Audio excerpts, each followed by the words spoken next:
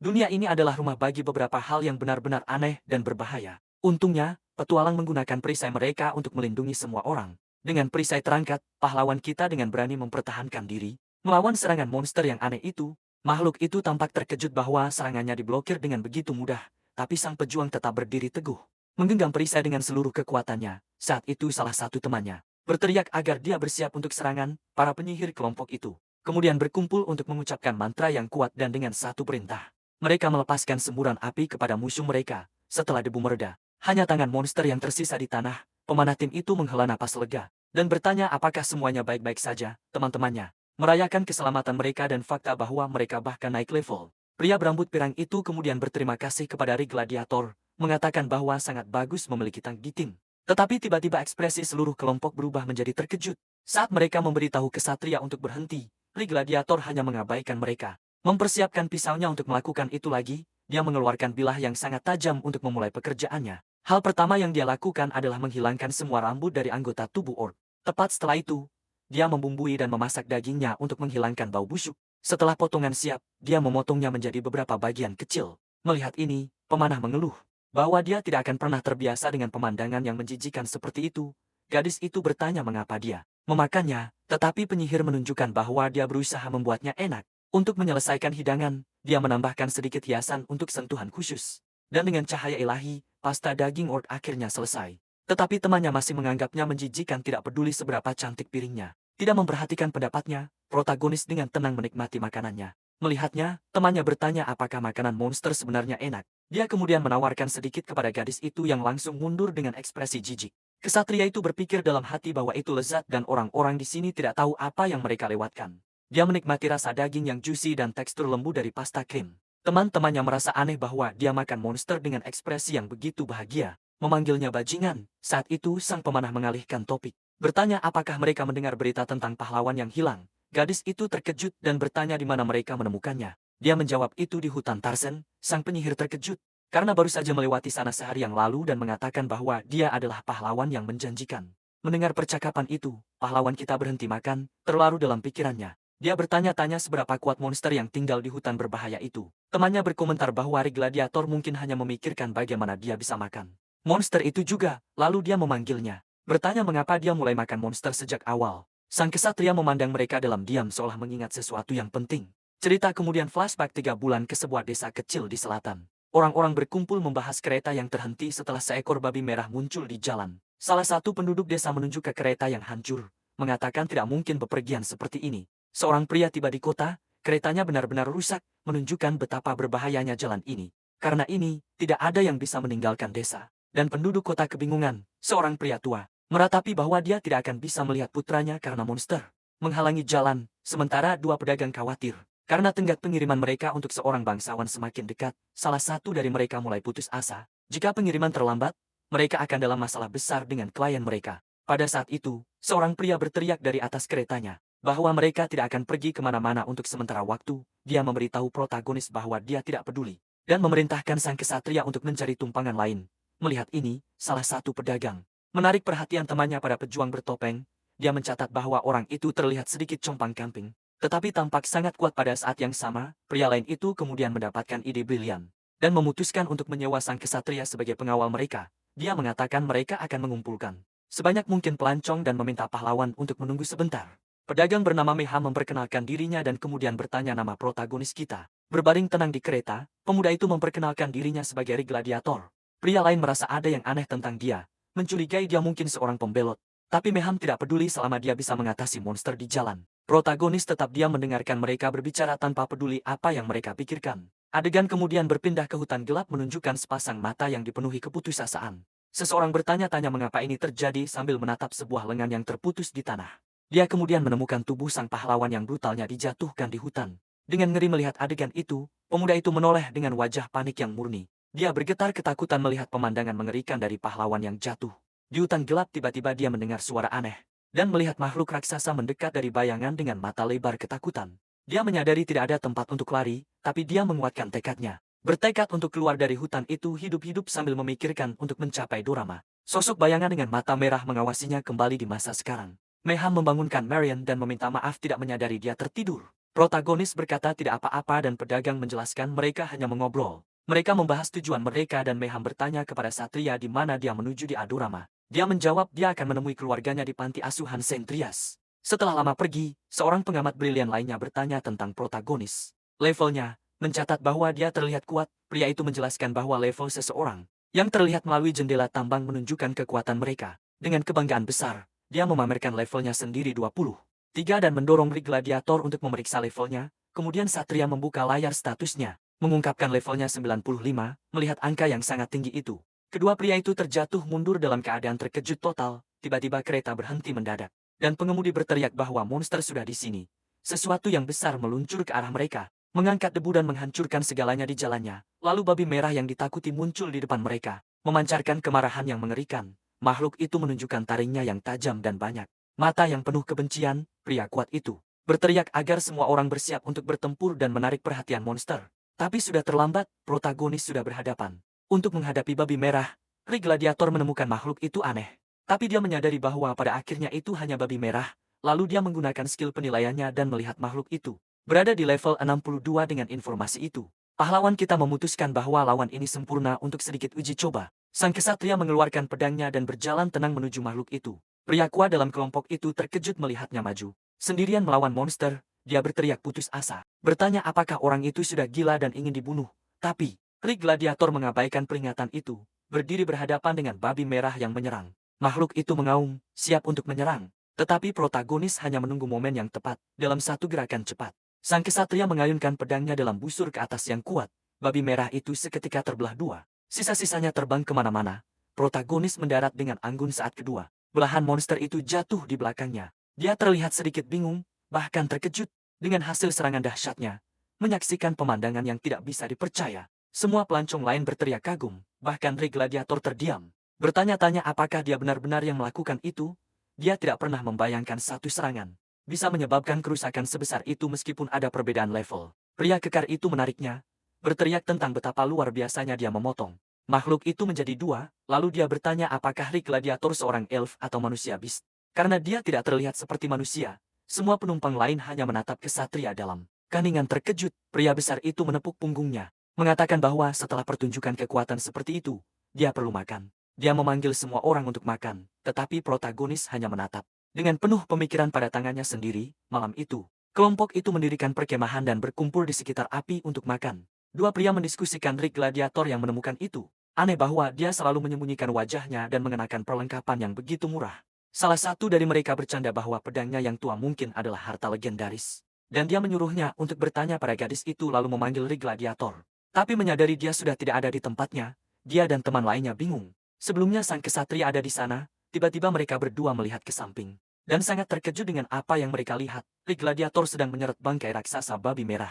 Menuju ke perkemahan, gadis itu berteriak padanya, menuntut untuk tahu mengapa dia membawanya ke sini dan dia menjawab dia ingin daging. Dengan marah, dia memerintahkan kesatria untuk membawa makhluk menjijikan itu kembali ke tempat dia menemukannya. Beberapa saat kemudian, semua orang sedang makan sup sederhana yang mereka siapkan.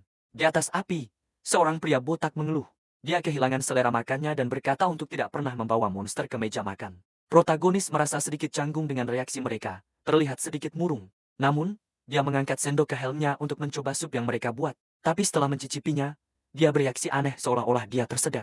Petualang lain berkomentar bahwa sup itu enak, tapi Rig Gladiator sepertinya membenci rasanya. Seorang wanita pirang kemudian menegurnya, mengatakan itu adalah makanan yang baik untuk orang di perjalanan.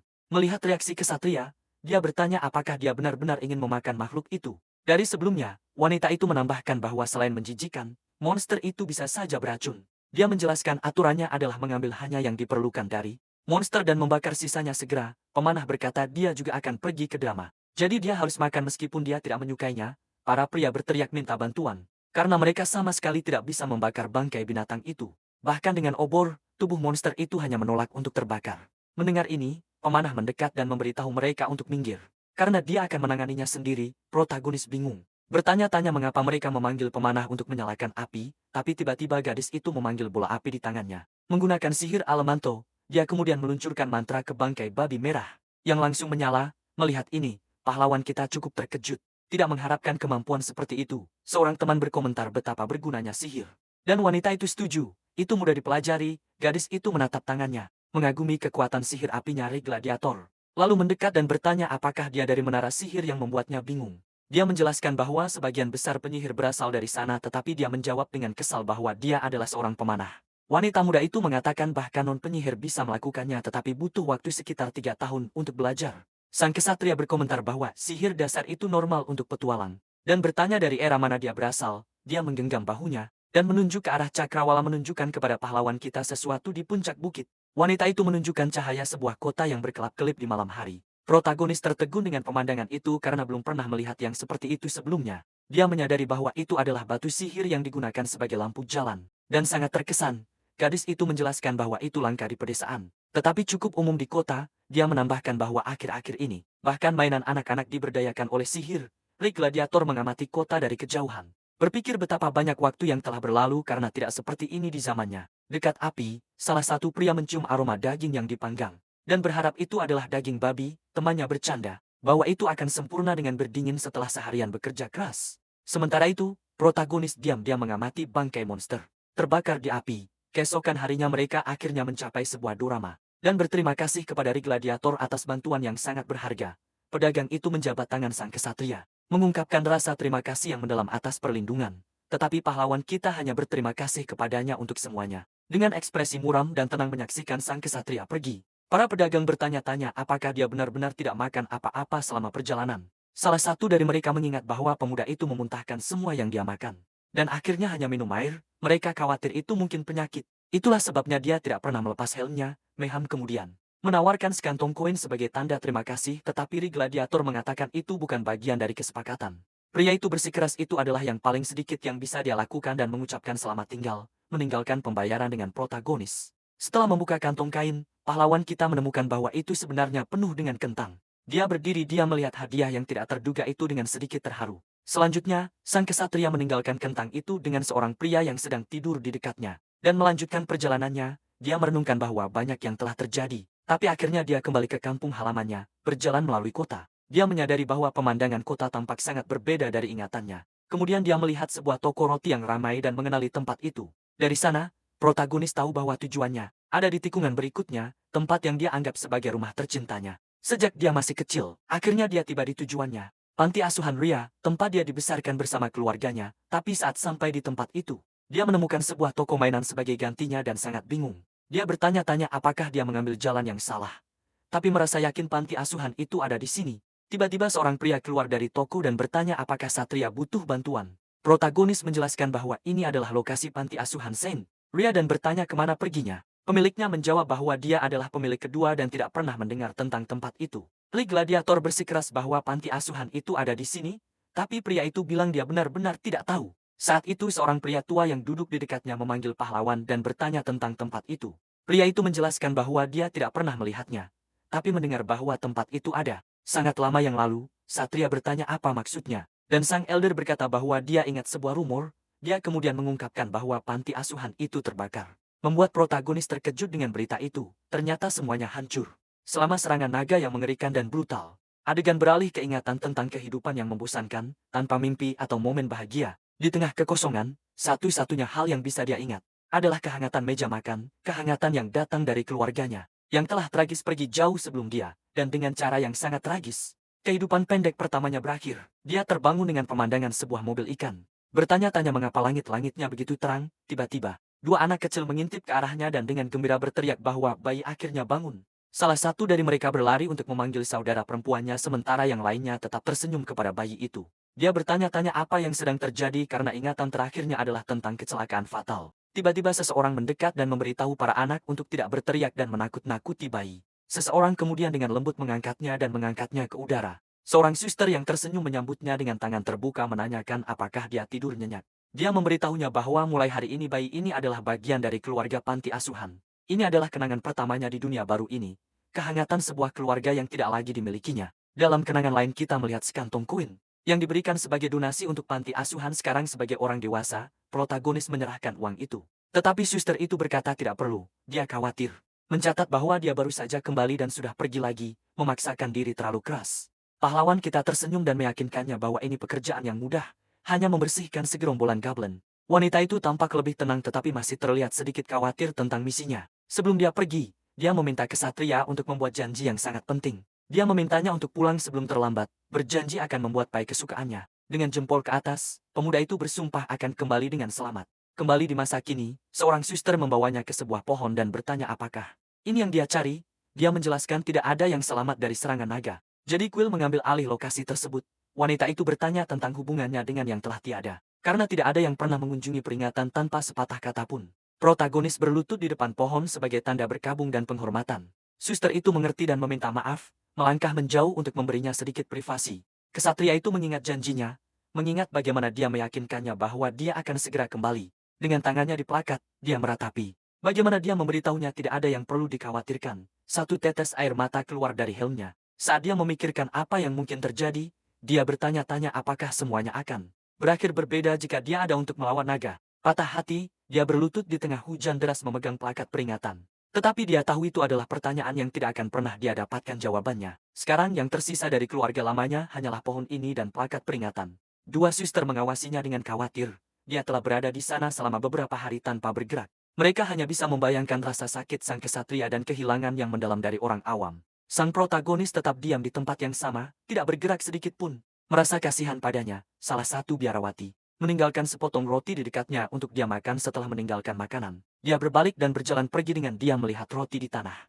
Pahlawan kita akhirnya bergerak, mengambilnya dengan tangannya, lalu membawa makanan itu ke arah helmnya, mencoba untuk makan sesuatu. Tetapi saat dia mencicipi roti itu, rasa yang mengerikan memenuhi mulutnya dan dia merasa sangat jijik. Sang kesatria ingat kutukannya bahwa dia tidak bisa makan apapun. Karena semuanya terasa mengerikan baginya, dia bertanya-tanya mengapa hanya dia yang merasakannya. Sementara semua orang lain makan dengan normal. Pemuda yang sepi itu berpikir dia bahkan tidak bisa memuaskan rasa laparnya yang dasar. Dia telah kehilangan keluarganya lagi, dan merasa tidak ada lagi arti untuk hidup. Tetapi tiba-tiba, aroma yang kuat dan unik menarik perhatiannya. Itu bukan daging. Itu adalah sesuatu yang jauh lebih kaya dan lebih gurih daripada makanan apapun yang dia tahu. Dengan aroma itu, mulut protagonis mulai mengeluarkan air liur tak terkendali. Dia bangkit dan meninggalkan pemakaman, mengikuti aroma yang lezat. Dipandu oleh aroma, dia berjalan melalui jalan-jalan kota. Dengan tatapan penuh tekad di wajahnya, bau itu membawanya ke dalam sebuah gang gelap.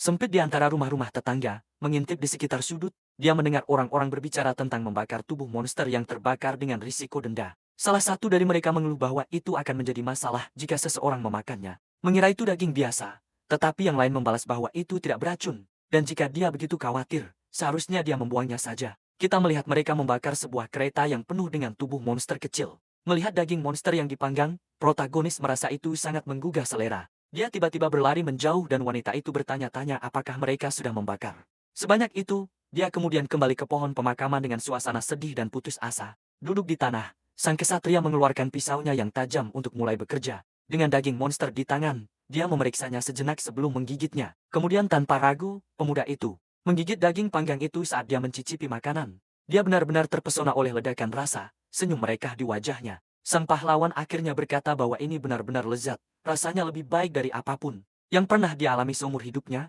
Dagingnya memiliki rasa gurih dan sedikit hangus yang sangat cocok dengan seleranya. Dia merasakan jus meledak di antara giginya dengan setiap gigitan. Ini membuat semua makanan lain, yang bahkan tidak bisa dia telan sebelumnya terlihat buruk. Ini adalah rasa yang membangkitkan insting primitifnya. Saat itu meluncur ke tenggorokannya. Tiba-tiba sebuah tanda aneh muncul di tangannya. Saat dia sedang makan daging, tiba-tiba rasa sakit tajam menyengat tangannya dan tanda itu mulai bersinar. Dengan itu protagonis terjatuh ke tanah. Merintih dalam kesakitan tidak mengerti apa yang terjadi. Air mata mengalir dari helmnya. Saat dia terisak dengan campuran rasa sakit dan kesedihan, dia kemudian meminta maaf kepada keluarganya karena menjadi satu-satunya yang selamat. Tetapi meskipun dibebani oleh rasa bersalah, pemuda itu memutuskan dia masih ingin hidup. Dia menggenggam tinjunya dan menyatakan keinginannya untuk hidup seperti manusia dan makan hal-hal lezat. Sang kesatria ingin bahagia, tetapi dia bertanya-tanya apakah dia benar-benar layak untuk memiliki harapan seperti itu. Cahaya matahari kemudian menembus awan, menerangi pemakaman dan membawa rasa harapan. Pada saat itu, sehelai daun hijau melayang turun dan lembut mendarat di helmnya. Sebuah tangan bercahaya muncul dan menyentuh lukanya, seolah mencoba meredakan rasa sakitnya. Sang pahlawan terkejut oleh sentuhan tiba-tiba dan misterius yang dia rasakan di tangannya. Kemudian tangan itu menghilang, meninggalkan sehelai daun hijau di tempat tanda itu berada. Duduk di depan pohon, sang kesatria tampaknya telah menemukan sedikit kedamaian. Dia menatap ke atas menuju masa depan dengan tekad baru. Di matanya, dengan mulutnya masih kotor karena makanan, dia tampaknya akhirnya telah menerima jalan barunya. Pemuda itu kemudian mengambil perisainya dan tasnya. Bersiap untuk akhirnya pergi, dia mengucapkan selamat tinggal kepada pohon. Mengatakan bahwa sekarang adalah waktunya untuknya melanjutkan. Protagonis bersumpah. Saat ini dia tidak akan terlambat untuk kembali ke rumah. Dia melangkah ke jalan berbatu kota, mengambil langkah pertama dari perjalanannya, dan begitulah rahasia dimulai. Kehidupan gourmet dari pahlawan monster kita di tengah drama berdiri sebuah menara yang mengesankan. Guild Petualangan Hexagram semua petualang. Memulai perjalanan mereka di institusi terkenal ini, Guild menangani berbagai permintaan. Dari menjelajahi dungeon hingga mengalahkan monster, mereka juga mengelola setiap petualang yang terdaftar. Tapi tidak sembarang orang bisa bergabung untuk mendaftar. Seseorang harus lulus ujian kekuatan melawan golem pelatihan. Banyak petualang mencoba tantangan ini, tapi tidak semua berhasil. Seorang elf bertudung kemudian melangkah maju, bersiap untuk gilirannya menghadapi ujian kekuatan. Golem mengambil posisinya, target di dadanya siap untuk serangan penantang baru. Elf muda itu berkonsentrasi, mempersiapkan pukulan dengan segala kekuatannya. Kita melihat ekspresi fokusnya dan telinga runcingnya yang terlihat dari balik tudung hijau. Dia mencetak skor 5312. Menghancurkan rekor hari itu, Elf merayakan kemenangannya. Setelah mengesankan semua orang dengan kekuatan mengejutkannya, orang-orang di kerumunan berkomentar bahwa dia meraih tempat pertama. Bahkan mengalahkan seorang pejuang besar. Semua orang bertanya-tanya dari mana pendatang baru yang kuat seperti dia berasal. Petualang lain mendekat untuk mengucapkan selamat padanya. Berharap untuk membentuk tim, Elf itu jelas kesal dengan ketidaknyamanan pria itu. Dalam usahanya, sang protagonis ikut campur. Tetapi Elf itu dengan marah berteriak agar tidak disentuh seperti itu. Pahlawan kita menggaruk kepalanya dan meminta maaf, sedikit malu dengan keributan itu. Tiba-tiba seorang pejabat manusia tikus muncul, memarahi gladiator karena belum mengikuti ujian. Pegawai itu menghela napas frustrasi, tetapi sang satria meyakinkannya bahwa dia bisa lulus dengan mudah. Elf itu berbalik ke pahlawan kita dengan senyuman ramah dan ekspresi baik. Dia kemudian menyarankan protagonis untuk bersantai sedikit sebelum mengambil ujiannya. Pemuda itu menjelaskan bahwa jika malamnya tegang, dia tidak akan tampil dengan baik. Dengan jempol ke atas, dia mengatakan bahwa rekan-rekannya perlu saling membantu dan mengucapkan selamat tinggal kepada pahlawan. Gladiator bingung, bertanya-tanya apa maksudnya dengan kata aneh itu. Seorang resepsionis elf bernama Rinet menyambut rekrutan baru yang baru saja lulus ujian. Pemuda pirang itu melambaikan tangan padanya dengan senyuman percaya diri. Dia mengucapkan selamat atas skor tempat pertamanya, tetapi dia menganggapnya sebagai hal yang sepele. Resepsionis kemudian menyerahkan sertifikat petualangan resmi kepada elf muda. Dia terkejut melihat bahwa dia hanya peringkat D meskipun mendapatkan skor tertinggi hari itu. Dia menjelaskan bahwa untuk naik peringkat diperlukan rekam jejak yang terbukti. Dan dia tampak tidak sabar, tidak membuang waktu. Elf itu meminta kuas dan resepsionis memindai papan. Dia menemukan dua pilihan sempurna, satu quest penaklukan dan satu quest pengumpulan. Elf itu tampak sedikit frustrasi dengan pilihan tersebut tetapi memutuskan untuk mengambil keduanya. Namun resepsionis memberitahunya bahwa quest ini memerlukan kelompok dan tidak bisa dilakukan sendirian. Dia menjelaskan bahwa dungeon belum dibersihkan dalam waktu yang lama sehingga populasi monster telah meningkat. Karena meningkatnya bahaya, semua petualang peringkat D harus menghadapi quest ini. Dalam sebuah kelompok, Elf Rienet melihat sekeliling dengan kesal. Sekarang perlu mencari teman satu tim di dekatnya. Seorang pria kekar mengeluarkan tawa keras dan mengganggu, sementara petualang lain terlihat sangat bosan. Tidak ada yang bisa dilakukan.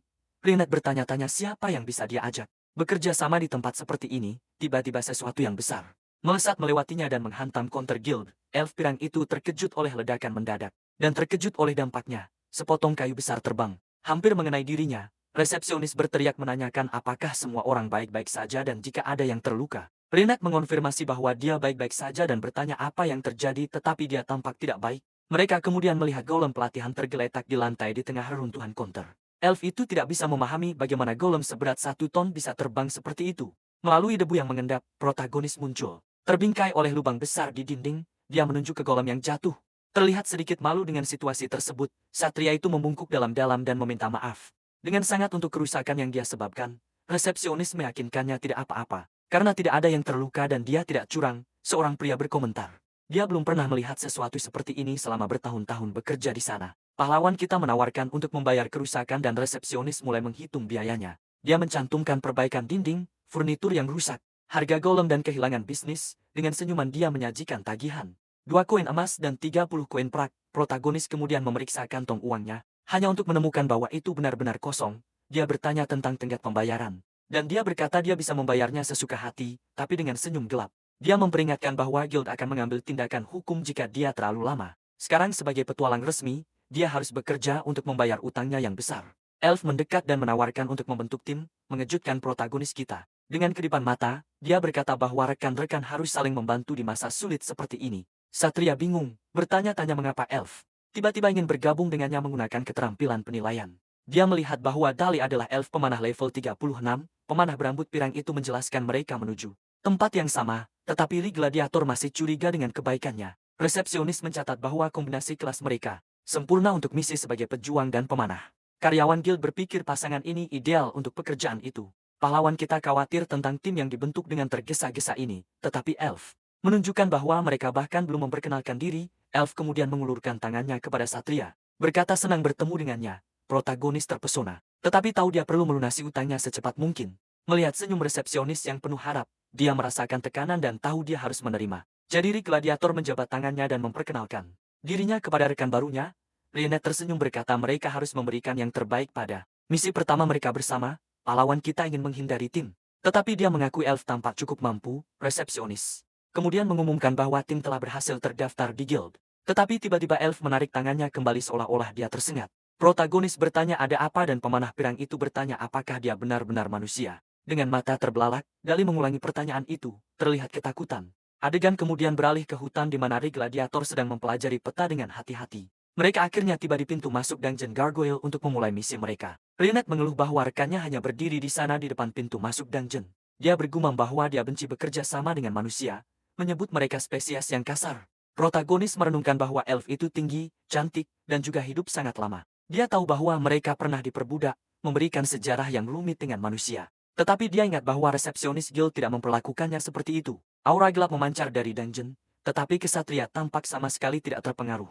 Mereka berdua kemudian memasuki bangunan yang menyerupai kastil berhantu penuh dengan gargoyle. Pahlawan kita berkomentar bahwa rasanya seperti dunia yang berbeda di dalam dungeon. Tiba-tiba dia melihat beberapa monster terbang, dan bertanya-tanya apakah mereka adalah target misi. Gremlin berada di level 18 dan berevolusi menjadi gargoyle saat mereka dewasa. Lynette memberitahu manusia untuk menjauh darinya, dan tidak mengganggu misi sama sekali. Protagonis berbalik dan mulai berjalan pergi, yang tampaknya membingungkan elf itu. Pempirang berteriak kepada kesatria untuk tidak mengabaikannya, dan pahlawan kita memberikan pembenaran. Dia menyebut Ri Gladiator kasar. Tetapi protagonis menjawab bahwa dia sudah berumur lebih dari 100 tahun. Elf itu terkejut dan tidak bisa berkata-kata oleh pengakuan teman barunya. Pahlawan kita menyarankan agar mereka saling menjauh dan fokus pada tugas masing-masing. Dia kemudian melanjutkan berjalan tetapi pempirang memberitahunya untuk bersiap terlebih dahulu. Kesatria menjelaskan bahwa persiapan tidak diperlukan karena Gremlin berada di level rendah. Dali terkejut, bertanya-tanya apakah manusia itu melihat statistiknya, dan sebenarnya lebih kuat darinya. Penasaran elf itu menunjuk dengan jari telunjuknya, mengklaim bahwa protagonis mengintip informasi miliknya. Seekor Gremlin terbang melewati dengan mulut penuh gigi tajam dan lidah besar menggantung. Lynette terus berteriak bahwa mencuri informasi tanpa izin adalah pelanggaran etika. Dia menyebut kesatria itu tidak tahu malu. Wajahnya terdistorsi oleh kemarahan murni. Tiba-tiba salah satu monster menyelam ke arahnya, menyerang dengan mulut raksasanya. Ri Gladiator memperingatkannya untuk menjaga suaranya rendah karena itu adalah etika dungeon dasar. Dengan satu tebasan cepat, protagonis menjatuhkan beberapa gremlin sekaligus. Elf itu terkena cairan makhluk itu dan merasa kesal dengan tindakan temannya. Kesatria kemudian mengaku bahwa dia memang melihat informasinya. Ketika mereka berjabat tangan sebelumnya, pempirang terkejut dengan keberanian manusia dan pahlawan kita mengusulkan sebuah kesepakatan. Dia bilang jika Lynette sangat membencinya, mereka seharusnya menyelesaikan misi dan berpisah. Elf itu kesal dengan saran tersebut dan memberitahu sang satria untuk tidak menghalanginya dalam pertarungan. Dia memberitahu manusia itu untuk melakukan tugasnya, bilang dia akan menangani gargoyle sendirian. Dari kejauhan, sebuah gargoyle mengamati pasangan itu, dan protagonis memberitahu elf untuk melakukan sesuka hatinya dalam sekejap mata. Ri Gladiator mengalahkan beberapa gremlin dan mulai mengumpulkan mata mereka. Dalam hitungan detik, dia sudah menumbangkan 49 dan hampir selesai. Sang satria berpikir, 50 mata seharusnya cukup untuk menyelesaikan bagiannya dalam misi. Dia kemudian melirik dan melihat Lynette. Menghadapi gargoyle level 21, gargoyle itu adalah bentuk evolusi dari gremlin. Seluruh tubuhnya keras seperti batu. Elf itu tampak lelah dan ngos-ngosan. Saat dia bersiap untuk melawan monster, dia kemudian menerjang ke arah makhluk itu dengan busur di tangan. Siap untuk menyerang gargoyle, protagonis mengamati Lynette bertarung. Berpikir dalam hati bahwa dia mungkin tidak akan mati. Dengan itu dia memutuskan untuk menyiapkan makanan. Sementara rekannya bertarung sendirian, dia bertanya-tanya bagaimana cara memasak daging gremlin. Tetapi dengan cepat mendapatkan ide, monster itu mirip dengan katak. Jadi dia memutuskan untuk menyiapkannya dengan cara yang sama. Dia hanya mengambil bagian yang tampak bisa dimakan. Tetapi mencatat tidak ada banyak daging karena tidak ada banyak yang bisa diolah. Dia memutuskan untuk membuat tusuk sate kecil untuk menambah variasi. Dia juga memutuskan untuk memasak isi perut makhluk itu, gremlin. Tusuk sate kemudian diletakkan di atas api darurat untuk dipanggang dan begitu saja. Hidangan spesial pahlawan kita akhirnya siap untuk dimakan. dia berpikir itu tidak terlihat terlalu buruk untuk percobaan pertama, dan bersiap untuk mencobanya. Sang satria kemudian menggigit besar tusuk sate gremlin yang baru dimasak. Dia makan dengan antusias, jelas menikmati rasa daging monster itu. Dengan senyuman, dia menyatakan makanan itu lezat dan bahwa monster memang enak. Rasanya lebih mirip bebek daripada ayam dengan sedikit rasa pedas. Pahlawan kita berpikir itu akan lebih baik dengan saus celup. Dia terus makan tusuk satenya dengan tenang di tengah penjara gelap. Tiba-tiba sebuah notifikasi memperingatkannya bahwa dia telah diracuni. Dan malam itu runtuh. Dia bertanya-tanya apa yang terjadi. Dan menyadari dia tidak bisa menggerakkan tubuhnya. Protagonis mengerti bahwa rasa pedas yang dia nikmati sebenarnya adalah racun. Dia panik menyadari tidak ada penawar untuk menyembuhkan dirinya. Putus asa, protagonis berteriak meminta penawar. Tapi kemudian sesuatu terlintas. Dia menyadari bahwa tubuh gremlin pasti mengandung penetral alami untuk racun itu. Dengan itu, satria merobek hati salah satu monster untuk dimakan sebagai obat. Ini adalah taruhan berisiko, tapi dia memakan organ mentah itu berharap bisa selamat. Sebuah pesan kemudian mengonfirmasi bahwa racun telah berhasil dinetralkan dalam sistemnya. Lega, sang pahlawan merayakan kelangsungan hidupnya, menarik napas dalam-dalam dan merasa jauh lebih baik. Dia menggaruk kepalanya berpikir dia hampir terjatuh karena rasa laparnya sendiri. Jadi itulah mengapa orang tidak makan monster, bukan hanya karena mereka menjijikan. Tiba-tiba Dali muncul dan terkejut dengan pemandangan aneh di depannya. Dia berteriak bertanya apa yang dilakukan satria, wajahnya penuh kepanikan. Sang elf menemukan dia duduk di lantai dikelilingi oleh bagian-bagian monster dan panci masak. Dia menyebut manusia sebagai barbar, tapi mengatakan dia tidak pernah membayangkan bisa seburuk ini. Protagonis memotongnya, mengatakan dia tahu elf adalah vegetarian. Dia menambahkan bahwa ini tidak memberinya hak untuk menghina pemakan daging. Tapi elf itu kehilangan kendali. Dali berseru bahwa dia sedang menyaksikan mimpi buruk dan ingin pulang segera. Dia menuntut untuk tahu mengapa. Ri Gladiator masih ada di sini padahal dia sudah menyelesaikan bagiannya dalam misi. Satria menjelaskan bahwa sejak mereka menerima misi sebagai pasangan, mereka berdua bertanggung jawab. Dia juga mengingatkan bahwa resepsionis guild bisa terlibat masalah jika sesuatu berjalan salah. Elf itu terdiam dan bingung. Tahu bahwa manusia itu benar-benar benar. Pahlawan kita kemudian menawarkan untuk membantu berburu gargoyle agar mereka bisa cepat selesai. Elf itu bersikeras bahwa dia tidak butuh bantuan manusia, tapi satria mengabaikannya. Dali bingung dengan wajah di tangan Marin, bertanya-tanya apa yang dia rencanakan untuk dilakukan. Sang pahlawan menjelaskan bahwa dia dulunya adalah seorang pembawa perisai dan bersiap untuk bertarung. Dia menggunakan kemampuan tantangannya, menarik perhatian semua monster di dekatnya. Gremlin berkerumun ke arahnya. Mata mereka bersinar dengan amarah dan kemarahan. Bahkan gargoyle yang jauh pun tertarik oleh tantangan sang satria. Dali terkejut, bertanya-tanya apa hubungannya wajan dengan menjadi pembawa perisai. Dia panik melihat jumlah monster yang kini menuju ke arah mereka. Tan adalah keterampilan paling ikonik untuk pembawa perisai. Digunakan untuk melindungi sekutu mereka. Biasanya keterampilan ini digunakan untuk menarik musuh mendekat. Memungkinkan kelompok untuk bertahan. Elf itu menyebut protagonis gila, karena menggoda setiap makhluk di dalam penjara bawah tanah. Sang satria menjelaskan bahwa kemampuan ini juga efektif untuk menarik monster terbang. Tapi tiba-tiba dia menyadari keterampilan ini tampak lebih kuat dari sebelumnya. Dia melemparkan panasya. Memutuskan itu bukan masalahnya saat ini. Dia mempersiapkan diri, menggunakan keterampilan pedang dan seni bela dirinya, meningkatkan kerusakan dan kelincahannya. Sang pahlawan mengambil sikap, siap menghadapi gerombolan monster yang mendekat. Reinhard mengeluh tentang kekacauan dan memutuskan untuk menjaga jarak untuk memberikan dukungan. Tapi dia tiba-tiba terpesona oleh apa yang terjadi selanjutnya. Dalam sekejap, Ri Gladiator mengalahkan setiap monster dengan kecepatan yang menakjubkan. Rahang elf itu ternganga, dan dia bergumam bahwa ini pasti semacam lelucon. Dia berpikir tentang bagaimana dia berjuang untuk memburu 5 gargoyle, dan sekarang Ri Gladiator telah menghabisi mereka dengan mudah. Aura biru mengelilingi protagonis, dan Reinhard bertanya-tanya siapa sebenarnya pria ini. Saat mereka meninggalkan penjara bawah tanah, elf itu meminta satria untuk menunggu sebentar agar mereka bisa berbicara. Dia bertanya apakah Ri Gladiator setuju untuk membagi hadiah meskipun dia yang melakukan semua pekerjaan. Protagonis berkata tidak perlu mengubahnya, mengingatkan bahwa dia ingin menyelesaikannya dengan cepat. Dengan itu, Reinhard berterima kasih padanya atas bantuan, masih terlihat sedikit canggung tentang situasi ini. Dia berpaling, malu, tidak bisa percaya pada kemurahan hati rekannya. Tiba-tiba, elf itu mendengar suara aneh dan memberi isyarat pada satria untuk berhenti dan mendengarkan. Sang pahlawan terkejut, mengakui bahwa dia tidak tahu telinga elf bisa bergerak seperti itu. Pahlawan kita terkejut mengakui bahwa dia tidak tahu telinga elf bisa bergerak seperti itu. Reinhard terkejut dengan komentar itu dan berbalik untuk memarahi protagonis. Tapi sang kesatria mengabaikannya dan terus berjalan, membuat elf itu semakin kesal. Dari atas tebing, Reinhard melihat sebuah kereta berhenti dengan 2 pria dan 1 elf lainnya. Salah satu pria itu berteriak kepada sopir karena tidak menghindari seekor rusa yang menghambat perjalanan mereka, lalu dia memukul elf itu di wajah. Menyebutnya budak lamban yang tidak berguna, elf muda itu merunduk ketakutan, meminta maaf dan memohon padanya untuk berhenti. Dali sangat marah. mengungkapkan bahwa inilah alasan dia membenci semua manusia. Dia berteriak bahwa manusia mengajarkan tentang mengakhiri perbudakan sambil memperdagangkan ras lain di belakang pintu tertutup. Dengan busur terhunus, elf itu memberitahu Gladiator untuk mengeluarkan senjatanya untuk membalas. Tapi sang kesatria bertanya kenapa dia harus melakukannya. Membuat elf itu terkejut total. Dia menjelaskan bahwa mereka tidak bisa tahu jika elf itu adalah budak ilegal hanya dengan melihatnya. Rionette mengklaim dia mendengar mereka menyebut pasar gelap, tapi sang kesatria menyarankan untuk melaporkan mereka saja. Kecewa, elf itu berkata dia pikir manusia ini berbeda, tapi dia sama saja seperti yang lainnya. Lalu dia memutuskan untuk menanganinya sendiri, dan bersiap-siap dengan busurnya untuk menyerang. Tiba-tiba protagonis mencium bau aneh yang berasal dari kereta para pedagang manusia.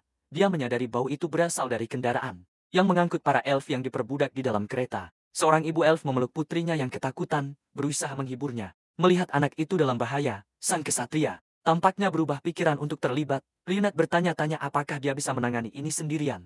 Tapi dengan cepat mengumpulkan keberaniannya, dia berkata pada dirinya sendiri bahwa dia berlatih untuk momen seperti ini, dan harus berjuang untuk rakyatnya yang menderita. Elf itu melepaskan anak panah ke arah mobil untuk menghentikan para pedagang. Anak panah itu meledak tepat di samping kendaraan, menciptakan awan debu dan asap. Pemanah pirang bingung dengan hasil serangannya yang tak terduga. Ledakan itu menjatuhkan kedua pria ke tanah, membuat mereka bingung tentang apa yang terjadi di tengah debu. Mereka bertanya-tanya apa itu dan apa yang harus dilakukan selanjutnya. Tiba-tiba sebuah pedang meluncur melalui udara dan tertancap di roda kereta, membuatnya tidak bisa bergerak. Dali terkejut dan bertanya-tanya apa itu dan mengapa Gladiator memutuskan untuk membantu. Protagonis memiliki kilas balik tentang suster yang menggendongnya saat bayi. Dia menyatakan bahwa dia tidak peduli dengan urusan orang dewasa. Tetapi anak itu tidak bersalah. Salah satu pengepul terkejut oleh pedang terbang, dan memberitahu yang lain untuk melihat dari puncak tebing. Kedua petualang menatap ke bawah pada para pria yang siap bertarung. Terkejut, salah satu pengepul menuntut untuk tahu siapa mereka dan dari mana mereka berasal. Pria itu berteriak bahwa mereka tidak akan lolos begitu saja setelah menyerang properti mereka. Dengan marah Rionette menyatakan bahwa dia datang untuk menyelamatkan kerabatnya yang sedang diperbudak, tetapi pengepul itu hanya mencemooh, mengklaim bahwa mereka adalah pedagang berlisensi dan para elf adalah properti yang sah. Elf itu terkejut mengetahui bahwa mereka bekerja untuk rumah Marquis Basdell. Pria itu menunjuk ke lambang di kereta dan menuntut permintaan maaf atas kerusakan. Dia menyebut para elf tidak tahu apa-apa, mengatakan mereka hanya menyebabkan masalah. Mata Dali membesar dengan kemarahan atas penghinaan pengepul itu. Tetapi protagonis dengan tenang menunjukkan bahwa lambang di kereta bukanlah lambang keluarga Basco yang asli. Elf itu bersiap untuk menyerang. Tetapi Satria menarik perhatiannya pada detail tertentu. Pengepul itu bersikeras bahwa simbol serigala ada. Tetapi pahlawan kita mengoreksinya. Dia menunjukkan bahwa mata serigala di lambang tampak normal, tanpa cacat. Nenek moyang keluarga Basco hanya memiliki satu mata. Detail yang tercermin dalam lambang yang sebenarnya. Dengan itu dia membuktikan bahwa simbol itu adalah pemalsuan. Karena serigala yang digambarkan memiliki kedua mata, para pengepul terdiam. Terkejut oleh pengungkapan Satria misterius, protagonis menambahkan bahwa hukuman untuk menyamar sebagai bangsawan adalah hukuman terberat. Terpojok, pengepul utama memerintahkan anak buahnya untuk menyerang pasangan petualang itu. Pahlawan kita merenung bahwa tentara bayaran dulunya menghindari bertarung satu sama lain karena sopan santun profesional. Dia kemudian menghindari serangan sambil berkomentar bahwa sepertinya zaman memang telah berubah. Dengan satu pukulan kuat ke dada, Satria itu dengan mudah menjatuhkan tentara bayaran tersebut. Pria itu meludahkan sesuatu dari matanya yang melotot akibat kekuatan pukulan itu. Terdaftar dia terbang mundur menghantam keras ke sebuah pohon terdekat. Dampaknya begitu kuat sehingga batang pohon itu patah menjadi dua. Si tentara bayaran terjatuh ke tanah. Menggerogoti kesakitan tak mampu bangkit kembali, salah satu penyelundup terkejut melihat pria raksasa itu kalah hanya dengan satu pukulan. Pemimpin kelompok itu bangkit, mengutuk para petualang karena menyerang mereka saat pasangan itu bersiap untuk pertarungan lain. Pria itu menyerah, ketakutan akan kekalahan. Kemudian di sebuah penginapan, keluarga elf yang diselamatkan mengungkapkan rasa terima kasih mereka kepada Moran, ibu elf itu. Mengatakan bahwa dia tidak tahu bagaimana dia bisa berterima kasih kepada mereka karena telah menyelamatkan hidup mereka. Dali menjawab bahwa dia tidak bisa mengabaikan rakyatnya dan hanya melakukan apa yang seharusnya dilakukan siapapun. Dia kemudian mendekati sang satria dan bertanya, apakah semuanya sudah diatur dengan para penjaga? Elf itu menjelaskan bahwa para penyelundup telah ditangkap, dan bahkan kerabat mereka juga terlibat. Tepat saat itu, gadis elf kecil menarik jubah protagonis untuk menarik perhatiannya. Saat pahlawan kita berbalik, ibunya bertanya apakah dia adalah paman yang menyelamatkan mereka. Gadis kecil itu tersenyum dan mengatakan bahwa sang satria sangat keren, mengucapkan terima kasih padanya atas penyelamatan itu.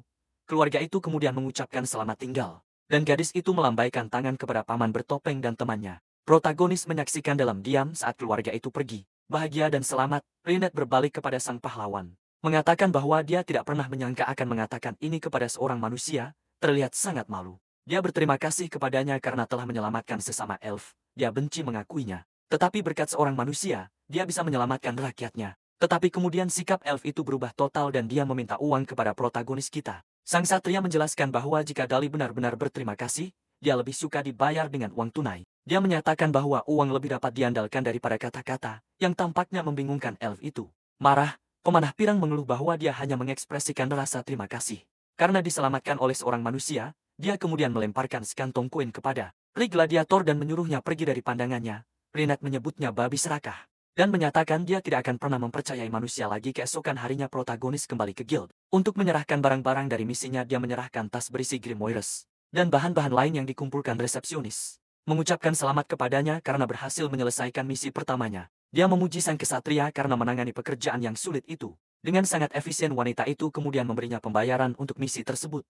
Tetapi jumlahnya terlihat sangat rendah. Pahlawan kita merasa hadiahnya kecil. Tetapi dia menjelaskan alasan pengurangan tersebut sesuai dengan peraturan guild. Utang yang belum dibayar akan diambil dari hadiahnya. Sang kesatria terkejut. Tetapi bersumpah untuk membayar semuanya secepat mungkin. Dia kemudian memutuskan untuk mengambil misi lain untuk terus mengurangi utangnya yang sangat besar. Dia menuju papan pengumuman untuk mencari pekerjaan baru. Protagonis berpikir bahwa meskipun uang itu penting, dia menginginkan sesuatu yang berbeda untuk dimakan. Satu misi ada di penjara bawah tanah Stow, tetapi hanya dipenuhi dengan monster tipe batu. Opsi lain adalah perkemahan orc dan pahlawan kita belum pernah ke sana sebelumnya. Dia bertanya-tanya bagaimana rasa daging orc dan apakah mirip dengan daging babi. Tiba-tiba dia mendengar suara yang familiar dan melihat gadis yang dia temui di kereta. Dia bertanya apa yang dia lakukan di sana dan apakah dia sudah menjadi petualang. Seperti dia, wanita itu bercanda bahwa dia mengira dia sudah tiada. Dan sang kesatria terlihat malu. Dia meminta maaf. Mengatakan dia sangat senang melihatnya lagi dan memutuskan untuk memperkenalkan timnya. Olga adalah pemimpin kelompok dan Hecate adalah penyihir tim. Yang menemani Mickey, dia memperkenalkan Ri Gladiator. Sebagai tentara bayaran yang kuat tetapi pemakan sedikit yang dia temui, gadis itu membanggakan bahwa ketiganya telah menjadi tim untuk waktu yang lama dan bekerja sama dengan baik. Pahlawan kita berpikir bahwa sebuah parti yang terdiri dari dua pemanah dan satu penyihir sedikit tidak stabil. Dia menjelaskan, mereka telah mencari Tang selama seminggu dan tidak bisa masuk ke penjara bawah tanah tanpa satu. Dengan itu dia mengulurkan tangannya dan membuat tawaran kepada protagonis kita. Mickey mengundangnya untuk bergabung dengan tim mereka sebagai tank yang sangat mereka butuhkan. Sang kesatria terkejut dan tidak bisa berkata-kata dengan tawaran tak terduga dari gadis itu. Adegan kemudian berpindah ke hutan di mana kelompok baru sedang berburu orc. Monster hijau raksasa menyerang Mickey, tapi dia berhasil menghindar tepat waktu. Binatang itu mundur untuk menyerang lagi, tapi protagonis memblokirnya dengan perisainya. Orc itu mengaum kesakitan akibat benturan dan penyihir melancarkan mantra ledakan. Sihir itu meledak tepat di wajah monster, memberikan kerusakan besar. Tangan orc itu jatuh ke tanah, menandakan kemenangan tim atas musuh mereka. Mickey merayakan sinkronisasi mereka, mencatat bahwa mereka sudah mengalahkan dua monster hari ini. Dia mengatakan bahwa sejak Ri Gladiator bergabung, perburuan mereka menjadi jauh lebih mudah. Tiba-tiba kelompok itu mendengar gemuruh aneh dan Olga bertanya-tanya apakah itu gempa bumi. Tapi kemudian segerombolan orc yang marah muncul menyerang langsung ke arah mereka. Mickey ketakutan oleh jumlah monster yang sangat banyak, menduga mereka mendengar teriakan yang lain. Tanpa waktu untuk berpikir, Olga berteriak agar semua orang lari menyelamatkan diri. Tapi Hecate terjatuh dan tertinggal saat yang lain melarikan diri. Orc raksasa mendekati penyihir yang terjatuh, mengangkat tongkatnya untuk menyerang. Gadis itu terdiam karena ketakutan, tidak bisa bergerak atau bereaksi terhadap serangan yang akan datang. Matanya dipenuhi teror saat dia melihat tongkat monster itu mengayun ke arahnya, tapi tiba-tiba pandangannya dipenuhi merah. Dan penyihir itu tidak mengerti apa yang baru saja terjadi.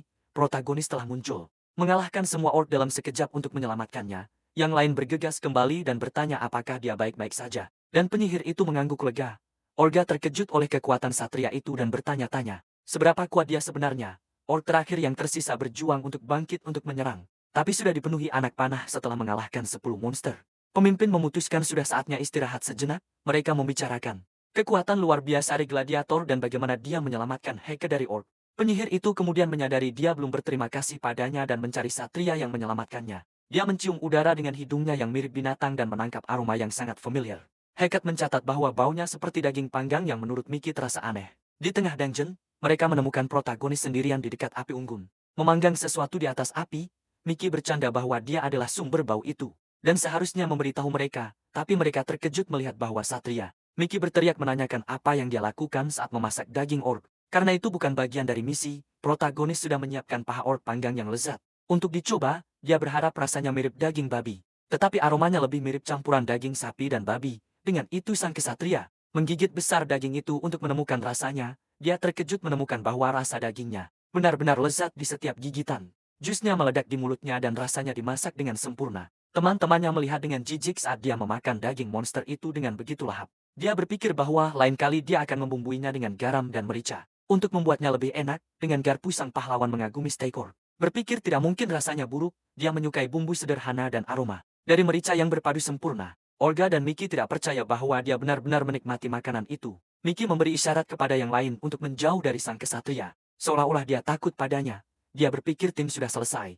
Tetapi merenungkan bahwa dia bisa menggunakan daging orc dalam resep lain, tiba-tiba Ogre memanggilnya dan meletakkan tangan di bahunya untuk berbicara. Dia berkata dia pernah mendengar tentang tempat di mana orang-orang makan monster karena terpaksa. Mickey meyakinkannya bahwa mereka tidak akan mengusirnya hanya karena seleranya sedikit aneh. Malam itu, kelompok mendirikan perkemahan dan Ogre memberitahu semua orang untuk tidur. Keesokan harinya, orc besar yang kembung tiba-tiba muncul di depan tim. Tetapi dengan protagonis di garis depan, kelompok bersiap untuk bertarung tanpa rasa takut. Orc raksasa itu menyerang dengan tongkat kayunya siap untuk menghancurkan semua orang. Tetapi sang pahlawan mempertahankan diri dari serangan dengan perisainya. Tanpa kesulitan, dengan makhluk itu teralihkan. Para pemanah melepaskan anak panah mereka dengan presisi mematikan, kemudian penyihir melihat protagonis memasak dengan ekspresi jijik di wajahnya. Tiba-tiba tanahnya runtuh dan seluruh kelompok jatuh ke dalam lubang yang tidak terduga. Di sekitar api unggun, Olga bertanya mengapa. Ri gladiator tidur sendirian dan dia menjawab itu lebih mudah. Mickey terlihat kehilangan fokus dan cowok pirang itu menawarkan untuk menjaga-jaga pertama. Di malam itu, sang penyihir berterima kasih padanya dan mengucapkan selamat malam. Saat malam mulai tenang, dia mulai bersantai mendengarkan suara api unggun yang membara sepanjang malam. Saat dia tidur, protagonis mulai bermimpi tentang kenangan dari masa lalunya yang jauh. Dalam mimpinya, dia melihat tim lamanya, tertawa tentang seorang pendeta yang suka berkelahi. Salah satu dari mereka bertanya kepada yang lain mengapa dia pergi mengumpulkan kayu bakar saat api sudah menyala. Pahlawan akhirnya mengingat senyuman lembut dari salah satu temannya yang lama. Tiba-tiba sebuah suara memanggil nama lengkap Ri Gladiator, membangunkannya dari tidurnya. Dia duduk bingung melihat seluruh timnya berdiri di atasnya. Dengan wajah serius, sang kesatria bertanya mengapa semua orang terjaga padahal itu bukan giliran jagaannya. AKT kemudian menunjuk dengan tangan bercahaya ke arahnya dan memberitahu rekannya untuk tidak bergerak. Sang penyihir memperingatkan bahwa sihirnya sudah siap dan dia lebih baik menjawab pertanyaan mereka. Sementara dia tidur, kelompok itu menggunakan batu penilaian untuk mengetahui levelnya. Mickey kemudian menunjuk ke arahnya dengan terkejut, menuntut untuk tahu apa yang baru saja mereka lihat. Layar menunjukkan level dan statistik Ri Gladiator tidak diketahui. Dan dia memegang gelar pembunuh kerabat. Menghadapi ini, protagonis tetap diam. Tanpa bisa berkata apa-apa tentang pengungkapan itu. Gelar pembunuh kerabat diberikan kepada mereka yang telah mengalahkan lebih dari 100 anggota ras mereka sendiri. Ini juga meningkatkan kekuatan serangan terhadap individu dari spesies yang sama.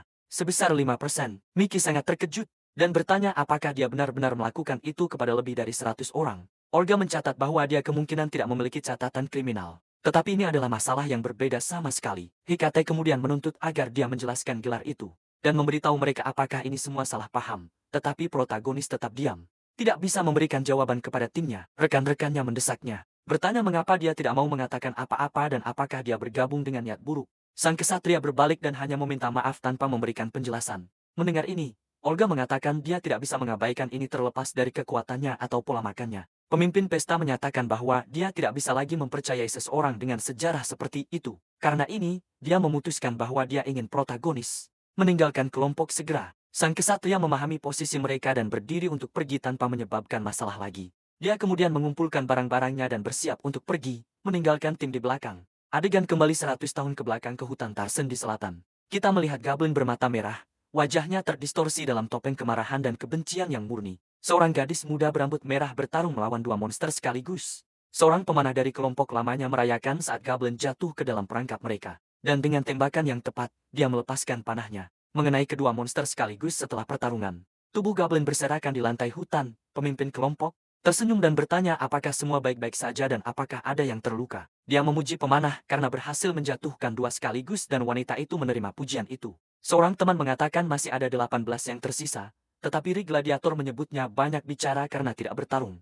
Pemimpin mengabaikan pertikaian mereka dan bertanya apakah dia sudah mengorganisir bukti token pembunuhan. Dia kemudian memanggil Charlotte dan protagonis mengatakan dia siap untuk melanjutkan. Berjalan melalui hutan, kelompok mengeluh tentang resepsionis dan kurangnya Goblin. Mereka berspekulasi bahwa monster telah pergi bersembunyi atau pindah lebih dalam ke dalam hutan. Teman pahlawan bercanda tentang itu tetapi Ri Gladiator membeku.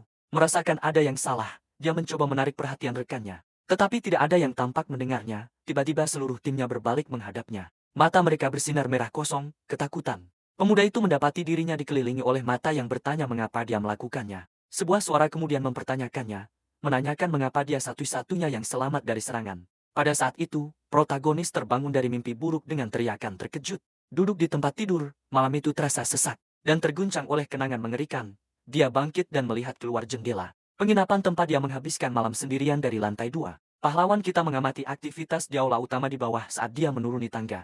Dia menyadari bahwa semua orang di tavern menatapnya. Orang-orang berbisik satu sama lain bertanya-tanya apakah dia orang yang dibicarakan dalam rumor.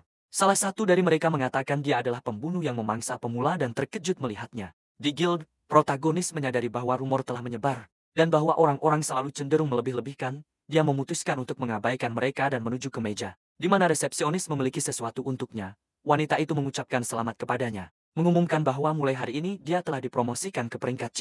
Melihat quest Harpy, dia membayangkan ayam goreng dan berpikir dia ingin mencobanya. Tiba-tiba sebuah suara memanggilnya babi rakus. Dan protagonis berbalik terkejut, itu adalah Rinette, elf yang pernah dia temui sebelumnya yang menyapanya dengan nada sarkastik. Pemanah pirang itu kemudian berkomentar tentang rumor tetapi pahlawan kita mengabaikannya. Mengambil permintaan hati, Rinette berteriak padanya, dan tiba-tiba kesatria melihat sepasang telinga merah muncul ke dalam pandangan. Seorang gadis bis bertanya apakah ini manusia yang dibicarakan Rinette. Dia berbalik kepada protagonis dengan senyum percaya diri dan mendekat ke wajahnya. Elf itu kemudian memperkenalkan dia sebagai pemimpin partai baru, yang baru saja dia bergabung. Wanita itu memperkenalkan dirinya sebagai Imotar, dan mengatakan dia telah mendengar tentangnya tetapi Rinette dengan cepat memotongnya. Pahlawan kita menilai dia, berpikir dia terlihat seperti seorang petarung. Berdasarkan perlengkapannya, menggunakan keterampilan penilaiannya, dia menemukan bahwa dia berada di level 59 dalam kelasnya sebagai pendeta. Kesatria itu terkejut, bertanya-tanya apakah dia sedang melihat hal-hal aneh karena kelasnya adalah pendeta.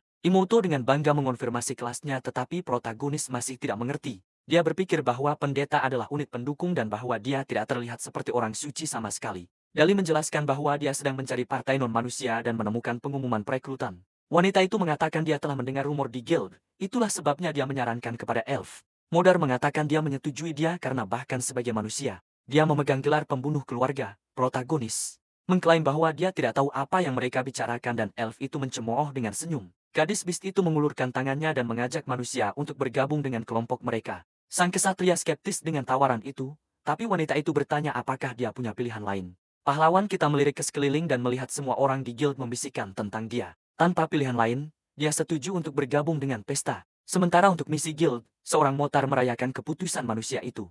Dan Dalias tersenyum puas dengan hasilnya. Pemimpin mengatakan mereka akan menguji kemampuannya dan sang kesatria bertanya di mana. Dengan tatapan penuh tekad, gadis itu menjawab bahwa tujuan mereka jelas. Dia menunjuk ke poster quest dan berteriak bahwa mereka menuju ke dungeon Harpy. Sekarang di dalam dungeon, dua makhluk dengan mata merah terbang menuju mereka. Mengeluarkan suara keras, tim baru bersiap untuk bertempur. Dan pemimpin mereka memberi perintah untuk menjatuhkan makhluk-makhluk itu. Protagonis menghadapi monster, berpikir dalam hati bahwa musuh terbang itu menyebalkan. Dia bertanya-tanya apakah dia bisa menjangkau mereka dengan melompat, tapi sesuatu melesat melewatinya. Sebuah panah menghantam Harpy dan Gladiator berpikir bahwa memiliki seorang pemanah pasti membuat segalanya lebih mudah. Rinette menyatakan dia tidak akan membiarkan manusia mencuri mangsanya, dan memberitahu pahlawan untuk mundur dari makhluk lainnya. Kemudian, makhluk lain itu berteriak dan menyelam dengan kecepatan tinggi untuk menyerang kelompok. Imotar berteriak kepada sang kesatria untuk mengangkat perisainya dan bersiap untuk benturan. Gadis beast itu kemudian menggunakan perisai teman barunya sebagai papan loncat dengan dorongan yang kuat. Pahlawan kita meluncurkannya dengan sekuat tenaga. Menuju monster terbang di udara, wanita itu mendaratkan pukulan yang hebat, tepat di wajah Harpy yang terbang tinggi. Pukulan itu begitu kuat sehingga monster itu langsung dikalahkan. Dan keduanya mendarat dengan selamat. Gadis itu memuji kerja sama mereka, tapi dia memintanya untuk memberi peringatan lain kali. Protagonis berpikir bahwa memiliki teman untuk bertarung bersamanya tidak begitu buruk. Setelah semua, mereka sudah mengalahkan 3 Harpy dan pemimpin mereka memutuskan saatnya istirahat. Tapi saat membersihkan area, sang kesatria memperhatikan sesuatu yang aneh di antara bulu-bulu. Tiba-tiba makhluk lucu berwarna pink muncul menggenggam bulu Harpy. Rinette menyebutnya sebagai orang kampung dan bertanya apa dia tidak pernah mendengar tentang boneka hidup. Dia menjelaskan bahwa mereka adalah golem peliharaan yang diberdayakan oleh mana dan yang ini adalah edisi terbatas. Elf itu kemudian memuji golem kecil yang telah menyelesaikan tugasnya membersihkan bulu. Pempirang menambahkan bahwa mereka tidak perlu makan, dan bahkan bisa membantu dalam pertempuran. Motor menggoda bahwa dia suka hal-hal lucu, seolah-olah mereka adalah bayi yang sebenarnya, menyadari tatapan protagonis. Elf itu menjadi gugup dan sedikit terkejut. Pemimpin berteriak bahwa itu adalah golem dan ri gladiator. Sama sekali tidak boleh memakannya. Elf itu berkomentar bahwa mereka beruntung sudah menangkap hampir setengah dari harpi. Wanita itu kemudian bertanya, Rennet mengapa dia ragu untuk memperkenalkan manusia itu padanya. Tiba-tiba gadis itu mencium aroma lezat daging ayam panggang dari dekat. Elf itu menyadari bahwa ri gladiator telah menghilang dan pemimpin menjadi kesal pada siapapun yang memasak sendirian, sementara pahlawan kita sedang memotong daging harpi. Untuk menyiapkan makanannya, dia sudah membumbuinya dengan garam dan dengan wajan. Sekarang panas, dia siap untuk memasak. Kesatria menggoreng dagingnya, berpikir bahwa suara mendesis dari memasak tidak pernah membosankan dan dengan cahaya ilahi. Bau harpi yang digoreng akhirnya siap. Kesatria mengamati bahwa itu terlihat seperti ayam dan mengambil gigitan untuk mengetahuinya. Tetapi setelah mencicipi makanan, dia benar-benar terkejut oleh ledakan rasa. Dia mencatat bahwa teksturnya seperti ayam, tetapi rasanya jauh lebih intens dan lezat. Tiba-tiba rekan-rekannya bergegas, berteriak agar dia berhenti segera. Pahlawan menawarkan mereka sedikit, tetapi gadis itu berteriak bahwa dia tidak marah karena dia lapar. Wanita itu kehabisan akal dan elf itu menyatakan bahwa ini adalah pemandangan paling mengerikan yang pernah dia saksikan. Dia mencoba menjelaskan bahwa wajah harpi tidak seperti manusia, tetapi mereka tidak ingin mendengarnya. Rennet meratapi telah melihat sesuatu yang begitu kejam. Sementara pemimpin kelompok mulai mengeluarkan air liur, C2 Wim El Nenegram. Ketika mereka menatap piring makanan yang mengeluarkan aroma daging, gadis Beast merasa ragu, itu adalah monster. Tetapi itu terlihat sangat lezat. Dia kemudian menolak untuk melihat apa yang dia anggap sebagai suatu penistaan besar. Pada saat itu protagonis menawarkan sepotong padanya, yang langsung dia tolak dengan ekspresi jijik. Dia bilang sayang sekali karena itu sangat enak, dan baunya membuatnya sangat tergoda. Wanita itu kehilangan kendali karena godaan dan Rennet mencoba menenangkannya sebelum dia menyerang. Dia berteriak tentang baunya, dan pahlawan kita teringat dengan hidangan lain yang sedang dia siapkan. Dia kemudian mengambil panci lain, bilang dia terlalu matang sedikit tapi sudah siap. Dengan cahaya ilahi, kaki harpi yang dipanggang akhirnya siap untuk dimakan. Amotar terkejut. Dia akan memakan kakinya dan dia menjawab bahwa dia selalu ingin mencobanya. Mengabaikan pendapatnya, protagonis itu menggigit besar kaki tersebut. Dia menyukai dagingnya yang selembut dan semanis puding, dan menyatakan ini adalah kebahagiaan murni. Protagonis itu berpikir akan lebih baik lagi dengan saus dan memutuskan untuk membawa sisa-sisanya pulang. Melihat ini, Rennet mengeluh bahwa dia bahkan tidak bisa bersantai dengan malam di sekitar. Dia kemudian bertanya apa yang dimakan pahlawan itu, dan pria itu menawarkan sebuah potongan. Tiba-tiba elf berteriak bahwa cakar itu beracun, dan protagonis itu terjatuh, lumpuh, putus asa. Dia berkata, Imotaro untuk menggunakan mantra penyembuhan pada manusia idiot itu, tapi gadis itu bilang dia tidak tahu caranya. Mengklaim dia tidak pernah belajar mantra itu karena itu merepotkan. Tepat saat itu, harpi lain muncul tertarik oleh suara dan elf menyalahkan gadis itu. Dia kemudian memberitahu elf untuk menjauh dari jalannya agar dia bisa menunjukkan mantra baru yang dia pelajari. Dengan itu, gadis itu melepaskan bola api besar yang membakar segalanya di jalurnya. Rennet hancur. Si sihir menghantam golemnya, yang bahkan belum dia miliki selama seminggu penuh. Setelah debu mengendap, hanya gadis itu yang tetap berdiri sementara yang lain tergeletak di tanah. Marah, elf itu menangkapnya mengeluh tentang golem berharganya yang hancur. Dia meminta maaf dan dia bilang dia tidak akan pernah melupakan ini. Saat pahlawan merenungkan kekacauan kembali di guild, resepsionis menerima barang-barang misi dengan senyuman. Pemimpin kelompok meminta dia untuk membuang daging harpi yang mereka bawa kembali. Elf mengeluh bahwa hari itu sangat melelahkan secara mental, dan gadis itu menawarkan untuk membawakan dia golem baru. Tiba-tiba sang kesatria muncul dengan cakar monster. Mengejutkan wanita itu, dia bertanya kenapa dia membawanya, dan dia menjawab bahwa itu akan sia-sia jika ditinggalkan. Gadis itu menyuruhnya untuk memasukkannya ke dalam inventarisnya. Tetapi protagonis tidak tahu apa itu. Dia kemudian ingat, dia memiliki sesuatu seperti itu dan segera membuka layar inventarisnya. Layar menampilkan 30 slot penyimpanan dan dia berkata bahwa dia benar-benar lupa tentang itu. Protagonis menyadari bahwa dia telah membawa barang berat tanpa alasan. Yang menjelaskan tentang tangga, dia meletakkan tangan di kepalanya. Berpikir dia tidak percaya dia bisa melupakan sesuatu yang begitu dasar. Khawatir tentang kondisi mentalnya, dia terputus oleh seorang modar yang memanggil namanya. Dia bertanya bagaimana perasaan misi itu. Mengatakan mereka bekerja dengan baik bersama dan dia hanya setuju dengan itu. Pemimpin mengulurkan tangannya dan mengundangnya untuk secara resmi bergabung dengan partai mereka. Sang kesatria menjabat tangannya dan dia merayakan bahwa mereka sekarang adalah tim yang nyata. Dia berpikir lebih baik memiliki sekutu daripada pergi dalam misi sendirian. Jadi protagonis akhirnya menerima dan gadis itu merayakan dengan teriakan gembira. Pemimpin berkata dia akan mendaftarkan mereka sebagai partai resmi dan berlari pergi. Pahlawan kita berpikir banyak yang telah terjadi tetapi sekarang mereka secara resmi adalah rekan. Rennet mengoreksinya dengan berkata, dia mengandalkannya untuk sisa umur pendeknya sebagai manusia. Sang kesatria kemudian memikirkan Charlotte, dan berkata dia juga mengandalkan dia. Dia tetap diam sejenak sebelum secara resmi menyapa rekan barunya. Gadis itu kembali dengan bersemangat. mengumumkan bahwa pendaftaran partai telah selesai. Dia menunjukkan kertas dengan nama tim. Dan keduanya terkejut dengan apa yang mereka baca dengan senyum lebar. Pemimpin mengumumkan bahwa nama partai adalah tim berantakan. Sang elf marah bertanya kenapa dia mendaftarkan mereka dengan nama yang begitu konyol. Dia menjelaskan bahwa dia mendengar manusia menggumamkan kata itu dan memutuskan untuk menggunakannya. Dia berkata dia suka bunyinya dan itu berbicara ke hatinya entah bagaimana. Sang elf terus protes tetapi pemimpin bersikeras. Dia tidak bisa memikirkan nama lain. Putus asa sang pemanah pirang mengeluh bahwa semua pencapaian masa depannya akan terikat pada nama itu. Sang protagonis mengabaikan argumen mereka dan memutuskan untuk kembali ke kamarnya. Untuk makan daging, gadis itu memanggilnya. Menanyakan kemana dia pergi, tapi dia hanya bilang dia pergi ke kamarnya. Pada saat itu, pemimpin memutuskan untuk mengadakan pesta penyambutan untuk anggota baru kelompok. Kemudian di sebuah tavern, tim bersulang untuk keberhasilan misi dan anggota baru Amatar meminta semua orang untuk makan dan minum sepuasnya. Karena malam masih muda, Rienet masih belum menerima nama itu. Tapi gadis itu bilang sudah terdaftar dan tidak bisa diubah.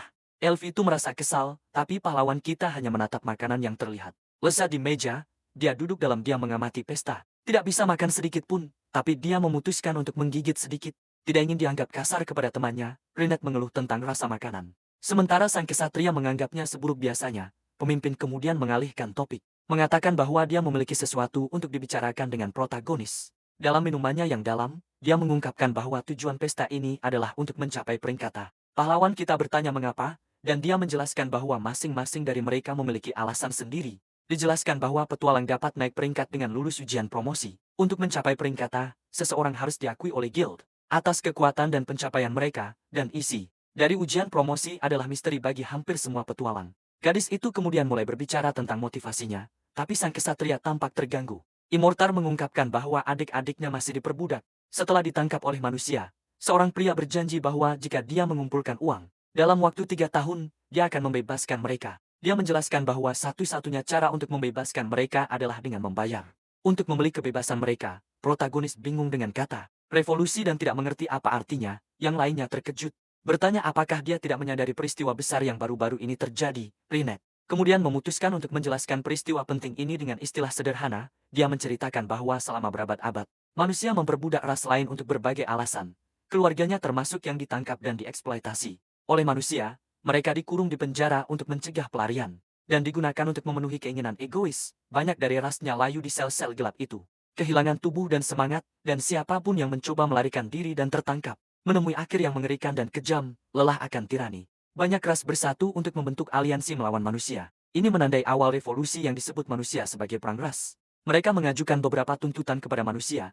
Salah satunya adalah penghapusan perbudakan. Aliansi menyatakan perang total jika tuntutan mereka tidak dipenuhi. Pada akhirnya, manusia menerima syarat-syarat tersebut dan menandatangani perjanjian damai antara ras. Dengan itu, ras yang sebelumnya tersembunyi mulai muncul dan sekarang biasa melihat mereka. Rienet menjelaskan bahwa ini semua karena perjanjian ini, yang memungkinkan mereka menjadi petualang. Itulah sebabnya dia menjadi petualang. Untuk mendapatkan uang dengan cepat dan membebaskan keluarganya, sang satria kemudian beralih ke elf, dan bertanya tentang keadaannya sendiri. Alia mengungkapkan bahwa tujuannya adalah menjadi elders hutan tempat dia dibesarkan.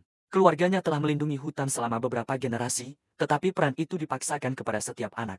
Meskipun kakak perempuannya membenci ide itu, semua orang menekannya untuk mengambil posisi tersebut. Pemanah pirang itu kemudian mengepalkan tinjunya, menyatakan bahwa dia lebih mampu melindungi hutan. Dewan memutuskan bahwa jika dia bisa membuktikan kemampuannya, mereka akan mengizinkannya menjadi elder.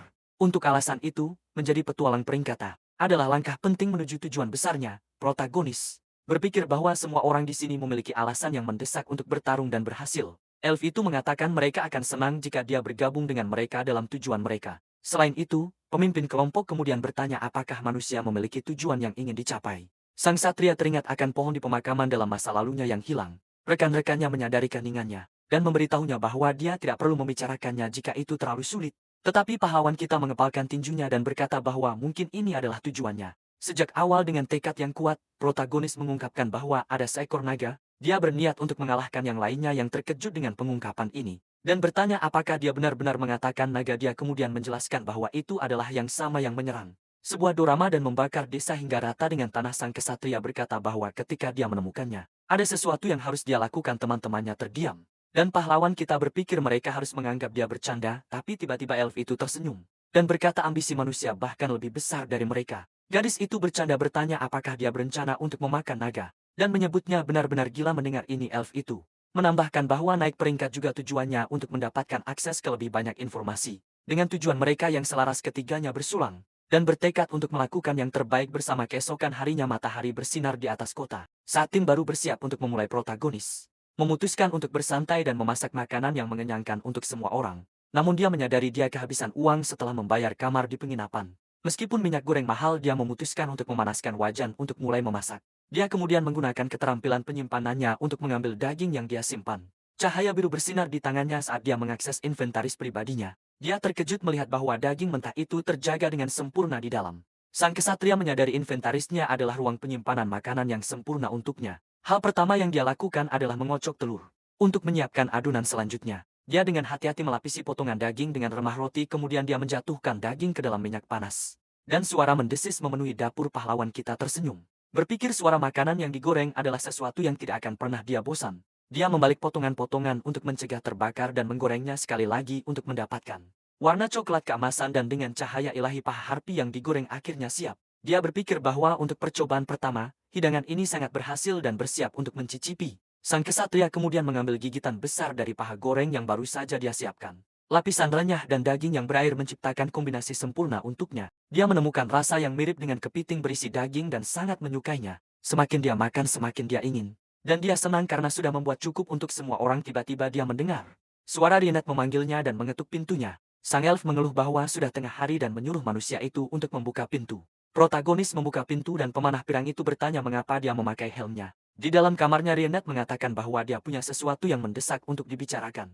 Tetapi malam itu sedang dalam suasana makan. Sang elf kemudian mengungkapkan bahwa sepertinya ada masalah serius dengan pemimpin partai mereka. Pahlawan kita mengundangnya masuk dan bertanya apa yang terjadi dan apakah itu penting. Saat melihat piring makanan, pemanah pirang itu panik. Bertanya apakah dia memasak lagi, tetapi dia segera menguasai diri. Mengatakan bahwa gadis itu adalah prioritas saat ini, bukan makanan. Sang elf kemudian meminta kesatria untuk merahasiakannya dan meminta meminjam sedikit uang. Protagonis bingung, tidak tahu apa yang sedang terjadi. Dengan aura gelap, pahlawan kita mengatakan bahwa dia tidak ingin mendengarnya dan menyuruh sang elf untuk pergi. Dia memperingatkan bahwa jika alasannya tidak cukup baik, dia akan mengusirnya segera. Dengan ekspresi serius, Rienet mengungkapkan bahwa Imitar telah ditipu oleh tuan manusianya. Dia mengingatkan bahwa dia sedang mengumpulkan uang untuk membebaskan saudara-saudaranya dari perbudakan. Alasan perpecahan partai adalah agar dia bisa mengunjungi mereka. Tetapi sesuatu berjalan salah, ternyata tuannya melanggar janjinya dan sedang mempersiapkan saudara-saudaranya untuk dilelang. Sang elf percaya bahwa manusia itu merencanakan semuanya hanya untuk bermain-main dengan emosi gadis itu ketika dia memohon padanya untuk berhenti.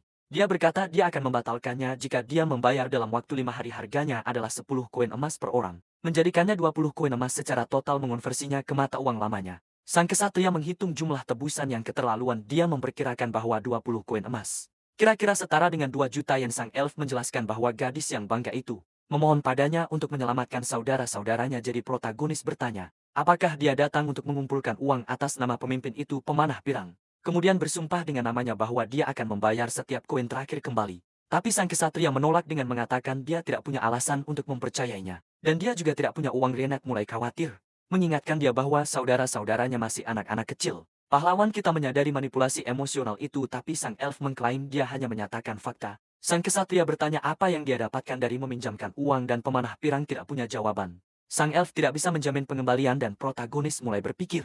Terpojok, pemanah pirang mengepalkan tinjunya bertanya-tanya apakah ini satu-satunya pilihannya. Tiba-tiba dia memanggil manusia itu dan membungkuk untuk berbisik sesuatu di telinganya. Dia bertanya apakah sang kesatria memiliki angin. Sebagai salah satu afinitasnya, dijelaskan bahwa afinitas elemen menentukan elemen mana yang paling cocok untuk seseorang. Sihir yang digunakan dengan afinitas seseorang menghabiskan lebih sedikit mana dan lebih kuat. Afinitas ini ditentukan saat lahir dan kebanyakan orang lahir dengan hanya satu. Namun beberapa jenis lahir dengan 2 atau lebih dan menjadi penyihir hebat. Dengan tatapan yang penuh tekad, sang elf mengajukan proposal kepada protagonis kita. Dia berjanji akan memberinya berkah dari roh, dari atribut angin jika dia membantu pahlawan kita. Bertanya-tanya bagaimana seseorang bisa memberikan atribut begitu saja dan sang elf menjadi kesal. Putus asa, Dalius bersumpah atas nama hutannya dan bertanya apakah dia sekarang mempercayainya. Dengan sebuah desahan, protagonis menerima kesepakatan itu dan bangkit untuk menjalankan rencana. Dia kemudian memberitahunya bahwa mereka harus pergi dan sang elf tampak agak lega dengan keputusannya. Mereka berdua meninggalkan penginapan dan mulai berjalan melalui jalan-jalan kota di pagi hari. Pemanah pirang kemudian bertanya bagaimana mereka akan mendapatkan uang sebanyak itu dengan cepat. Pahlawan kita mengungkapkan rencananya untuk berburu di dungeon level tinggi dan menjual hasilnya. Rienet terkejut Karena guild dengan ketat melarang masuk ke dungeon di atas peringkat seseorang.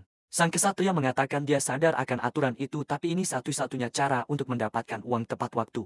Guild menghukum berat pelanggar aturan dengan denda dan penangguhan misi. Setiap petualang yang tertangkap bisa kehilangan lisensi mereka dan tidak pernah bisa bekerja lagi.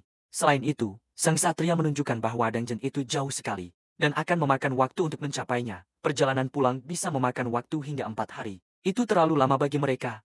Lalu dia bertanya bagaimana elf itu berencana mendapatkan uang untuk membantu temannya. Pemanah pirang itu bilang dia akan menggunakan tabungannya. Dan sang pahlawan kita bertanya apakah dia punya. Lalu dia bertanya apakah Rig Gladiator punya tabungan untuk keadaan darurat. Elf itu menyarankan agar dia menjual sesuatu. Tapi sang pahlawan ingat dia tidak memiliki barang berharga. Dia kemudian membuka inventarisnya, mencari sesuatu yang mungkin bisa dia jual di antara barang-barangnya. Dia menemukan sepasang anting yang mungkin jadi satu-satunya pilihan. Mereka berdua sepakat untuk mengumpulkan apa yang bisa dan bertemu nanti untuk mencari solusi. Adegan beralih ke sore hari, langit berwarna oranye saat daun-daun jatuh dari pohon. Kita melihat sosok bertudung berjalan di gang gelap yang ditinggalkan di kota. Orang misterius itu bersembunyi di balik beberapa peti, mengintip ke dalam sebuah toko yang remang-remang. Pemiliknya bertanya apa yang diinginkan orang itu. Dan mereka mendekati meja kasir dalam diam. Sosok itu bilang mereka punya sesuatu untuk dijual. Dan pria itu menjawab bahwa dia membeli sedikit dari segala sesuatu. Dengan itu sang protagonis meletakkan sepasang anting yang dia temukan di inventarisnya di atas meja. Pria itu terkejut dan berkata, seharusnya dia menjual sesuatu seperti itu di toko perhiasan, tapi tiba-tiba, pedagang itu mengenali perhiasan itu dan benar-benar terkejut. Dia berteriak bahwa itu adalah fragmen Pleiades. Barang langka dan praktis tidak bisa didapatkan. Sang satria menjelaskan bahwa seorang teman lama memberinya anting itu sebagai hadiah di sebuah mansion mewah. Seorang pria bersiap untuk bertemu dengan tahanannya. Dia menemukan dia mencoba menenangkan diri dan mengejek usahanya untuk melawannya. Pria itu bilang otaknya yang liar. Akhirnya mengerti bahwa melawan itu sia-sia. Dia mengingatkannya bahwa 3 tahun terakhir hanyalah keinginan sesaat dan bertanya apakah dia menikmati kebebasannya dengan tatapan penuh kebencian. Gadis itu bilang dia ingin merobeknya menjadi serpihan. Tiba-tiba dia mendengar suara yang familiar, memanggil namanya dan berbalik ke arah pintu. Pemimpin pesta terkejut mendengar suara temannya memanggilnya. Pada saat itu Rienet dan Rig Gladiator masuk ke ruangan dan gadis itu merasa lega melihat mereka. Dia bertanya mengapa elf membawa manusia itu bersamanya. Dan dia menjelaskan bahwa Rig Gladiator membantunya. Pemanah pirang itu berkata dia akan menjelaskan nanti, tapi saat ini uang adalah yang terpenting. Pahlawan kita memperkenalkan dirinya dan mengatakan bahwa mereka datang untuk membayar tebusan untuk saudara-saudaranya. Gadis itu terkejut memikirkan bagaimana dia menerima bantuan. Meskipun mereka berada di tim yang sama, sang majikan mencemooh, mempertanyakan apakah petualang peringkat C benar-benar bisa mendapatkan uang sebanyak itu. Tetapi dia terkejut melihat bahwa 20 koin emas itu semuanya asli. Gadis itu menuntut agar pria itu membebaskan saudara-saudaranya dan dia hanya tersenyum jahat. Sang majikan mengklaim kontrak menyatakan bahwa dia harus mendapatkan uang itu sendiri. Pemimpin kelompok itu terdiam oleh keberanian pria itu. Dan Lufo yang konyol, Rinet menjadi marah. Menyatakan bahwa menurut hukum, uang dari keluarga harus diterima. Terpojok, sang majikan memerintahkan anak buahnya untuk membawa budak dan dokumen identitas mereka. Gadis itu berpikir bahwa jika bukan karena elf, dia akan sepenuhnya berada di bawah kekuasaan pria ini. Pelayan sang majikan kemudian kembali dengan 2 saudara petualang yang lebih muda. Kedua anak pemalu itu masuk ke ruangan dan gadis itu bergegas memeluk mereka. Dia memeluk mereka erat-erat, bertanya apakah mereka baik-baik saja dan mereka hanya mengangguk pelan dengan air mata di matanya. Kakak perempuan itu meminta maaf karena butuh waktu lama untuk menyelamatkan mereka. Protagonis mengamati adegan itu dan memperhatikan bahwa anak-anak itu sangat kurus. Marah, satria itu mengepalkan tinjunya. Marah karena mereka membiarkan anak-anak itu kelaparan. Pelayan itu kemudian menyerahkan dokumen identitas asli budak kepada sang majikan. Pria itu mengatakan bahwa dia akan menyingkirkan mereka dan bahwa kesepakatan mereka kini telah selesai. Gadis itu kemudian menggunakan sihirnya untuk membakar kertas-kertas itu dan membebaskan saudara-saudaranya dengan kilau api di matanya. Dia membakar dokumen perbudakan itu selamanya. Sang majikan berkata saudara-saudaranya mungkin sudah bebas. Tetapi dia masih budaknya. Dengan senyum gelap, dia mengancam kelompok itu dan pahlawan kita melangkah di depan garis itu. Protagonis menyatakan bahwa mereka juga akan membeli kebebasan pemimpin kelompok itu. Semua orang terkejut dengan tindakan satria itu. Tawaran tak terduga darinya. Gadis itu protes bahwa dia tidak butuh bantuannya dan bisa mengurus dirinya sendiri. Tapi pahlawan kita mengabaikannya dan bertanya kepada tuan tentang harga kebebasannya. Pria itu tertawa dan meminta maaf, mengatakan bahwa sayangnya dia tidak dijual. Dia menjelaskan bahwa dia sudah terdaftar di lelang hari ini dan dia tidak bisa membatalkannya. Sang kesatria kemudian membatalkan kesepakatan, dan tuan itu berkata dia masih bisa membelinya. Pria itu menyarankan mereka ikut serta dalam lelang dan mengajukan penawaran untuk gadis itu. Pemimpin pesta bingung, mengatakan tidak ada yang pernah menyebutkan dia akan dilelang. Lynette berteriak kepada Tuan, menuduhnya berbohong di depan mereka. Dengan senyum sinis, pria itu menyatakan bahwa penjualan budak adalah haknya yang sah. Elf itu menjadi marah dan menyebutnya bajingan. Tapi protagonis menenangkannya. Dia memberitahu pemanah pirang bahwa dia bersikap kekanakan dan perlu lebih menggunakan otaknya. Pahlawan kita menjelaskan bahwa lelang itu hanyalah kebohongan yang dirancang untuk menyiksa gadis itu. Jadi dia menyatakan mereka akan membelinya di lelang, yang mengejutkan wanita itu. Sang kesatria memintanya untuk menunggu, meyakinkannya bahwa dia punya rencana. Dia berbalik kepada Tuan dan berkata bahwa setiap anak membutuhkan seorang penjaga. Dia teringat seorang wanita yang penuh kasih merawat anak-anak di panti asuhan. Dan kemudian dia teringat seorang pria yang meletakkan tangan yang menenangkan di kepala seorang anak. Protagonis kemudian mendekatinya dan berkata bahwa ini juga berlaku untuknya. Dia teringat suster yang mengatakan setiap anak berhak mendapatkan perlindungan dan memiliki alasan untuk hidup. Pahlawan kita memberitahunya bahwa dia satu-satunya yang bisa menjaga anak-anak dengan aman dan harus menjaga mereka. Dia mengingatkannya bahwa menyelamatkan saudara-saudaranya bukanlah akhir dari semuanya. Dia tidak bisa meninggalkan mereka sendirian. Dengan air mata di matanya, gadis itu setuju, mengatakan dia akan memberi rencananya kesempatan.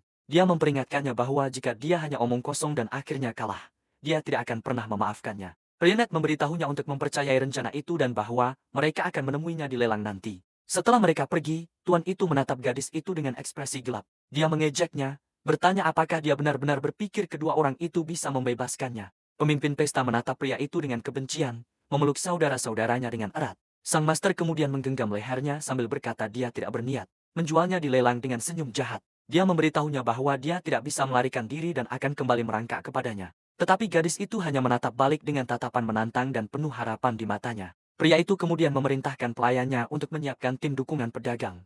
Malam itu lelang dimulai. Lampu mansion bersinar dalam kegelapan kota. Barang pertama adalah budak kriminal. Dengan tawaran awal 4 koin emas, protagonis di Elf menyaksikan lelang dalam diam menunggu momen yang tepat. Lynette menyebutkan bahwa harga rata-rata untuk seorang beastman adalah 8 hingga 9 koin emas. Pahlawan kita tetap dalam pikiran yang dalam saat lelang untuk budak manusia berlanjut. Lelang kemudian mengumumkan barang berikutnya, seorang wanita serigala dari perbatasan yang jauh. Dan dengan sorotan di panggung, gladiator budak Imotar diperkenalkan kepada kerumunan. Di panggung gadis itu berpikir dalam hati bahwa sang master pasti telah menggunakan trik kotor. Dia mengepalkan tinjunya mengetahui bahwa dia perlu memperingatkan teman-temannya. Tetapi tidak berdaya untuk melakukannya. Lelang mengumumkan bahwa dia muda dan lebih tahan lama daripada manusia manapun. Sang master tersenyum puas saat dia melihat budaknya akhirnya dilelang. Dia mengejek, berpikir para petualang sudah menghabiskan uang mereka dan tidak mungkin bisa membantunya. Dengan senyum jahat, dia memanggil mereka bocah dan meragukan mereka bisa membelinya. Tiba-tiba seorang pria di penonton berbalik dan berkata dia tidak akan membiarkan mereka menang. Lelang kemudian mengumumkan tawaran awal 6 koin emas dan 30 perak. Pria yang sama dari sebelumnya mengangkat padelenya membuat tawaran pertama lelang. Pahlawan kita kesal karena pria itu lebih cepat dan membuat tawaran. Sebelum dia bisa, tiba-tiba pria lain berteriak tawaran 20 koin emas. Mengejutkan seluruh ruangan. Gadis itu terkejut dengan jumlahnya. Berpikir mereka tidak mungkin mampu sebanyak itu. Dia putus asa saat lelang bertanya apakah ada tawaran lebih tinggi dari 20.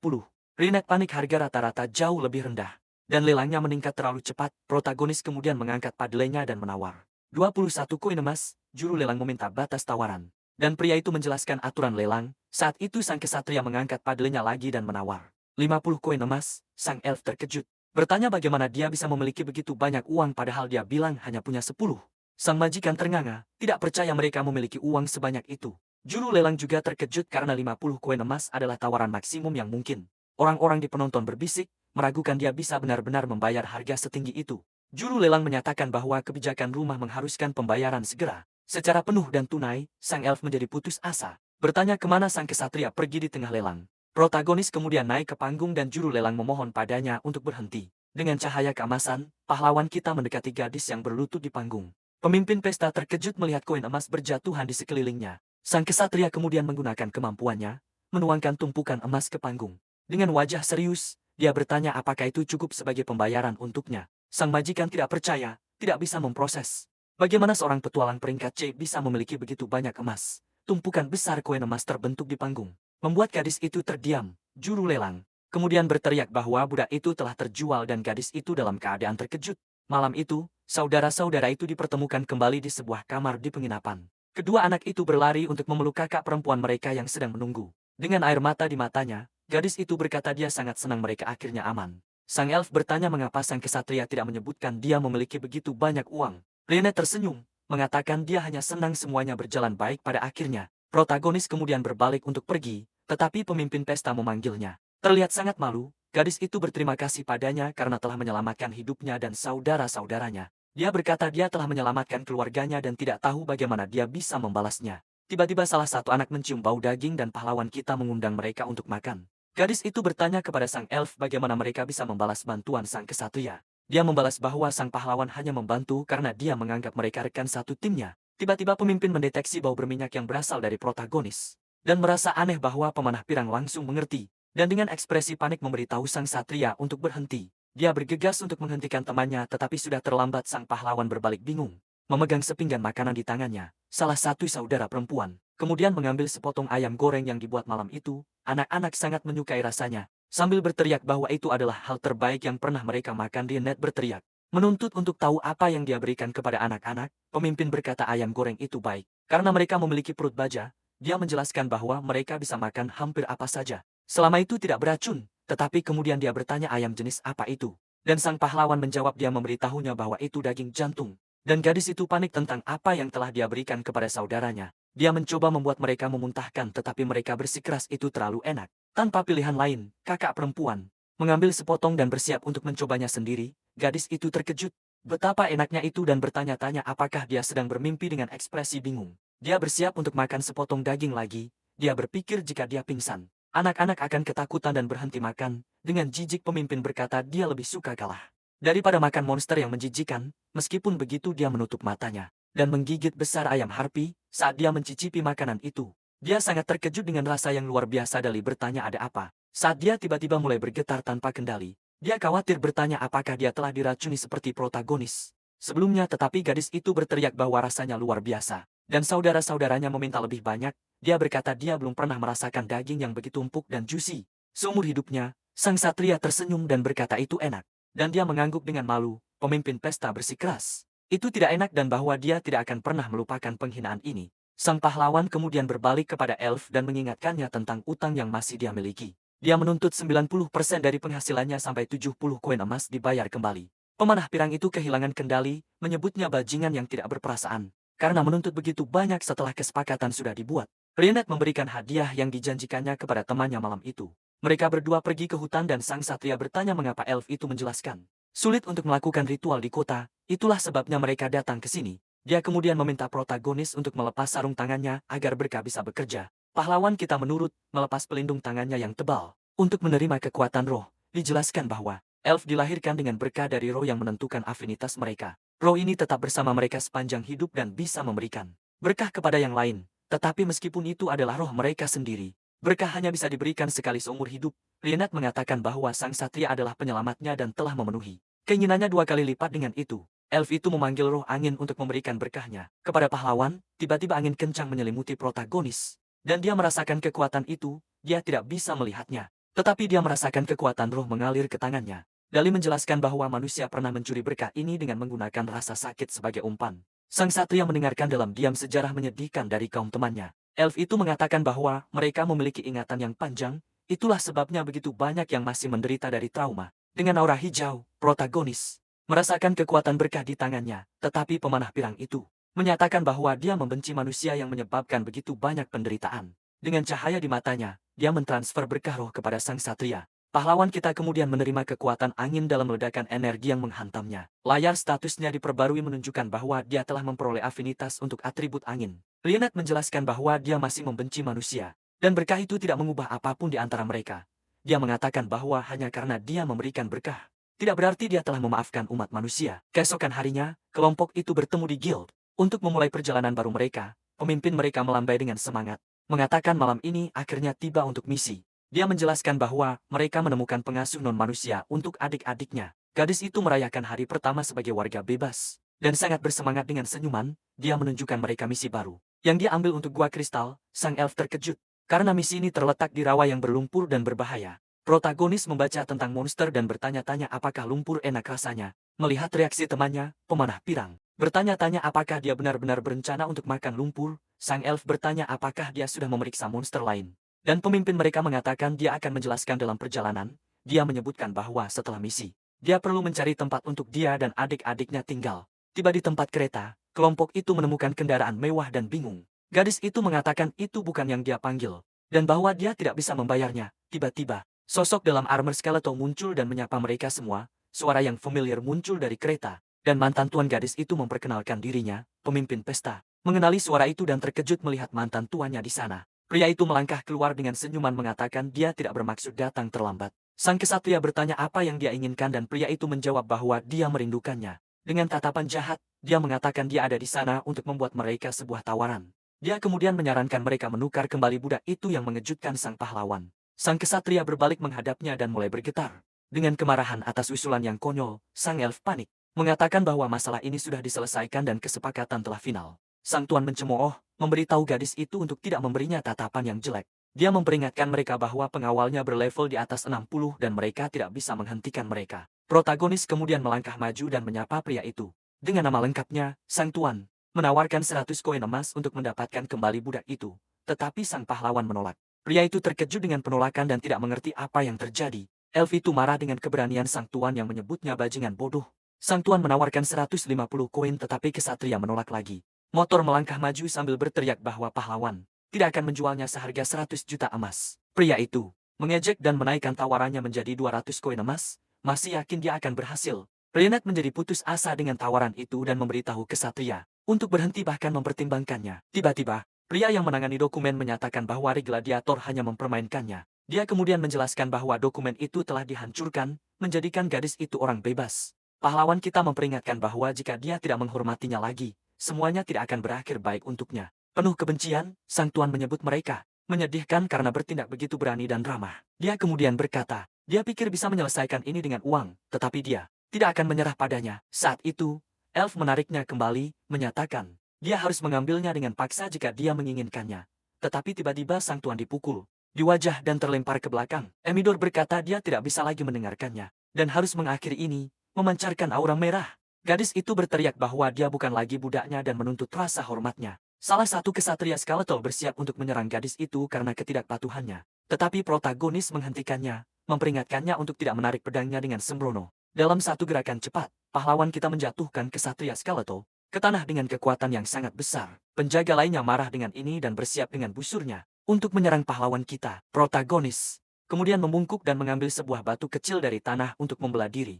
Dia kemudian melemparkan batu itu dengan kekuatan sedemikian rupa sehingga memotong udara seperti pedang tajam. Penjaga itu terkena tepat sasaran, meludah sesuatu sebelum terjatuh dalam kekalahan. Sang tuan kemudian menuntut untuk mengetahui levelnya dan Gladiator mengungkapkan bahwa itu 95. Gadis itu terkejut mengetahui bahwa protagonis adalah level 95 dan elf itu juga terkejut. Dengan senyum nakal, gadis itu meraih sang master dan berkata bahwa mereka belum selesai. Tiba-tiba teriakan sakit menggema di jalan saat pemukulan pria itu berlanjut. Elf itu kemudian memperingatkan bahwa mereka akan terlambat untuk kereta dan perlu segera pergi. Dengan senyuman, gadis itu mengatakan bahwa dia sudah menyelesaikan pekerjaannya dan pria itu sekarang tidak sadarkan diri.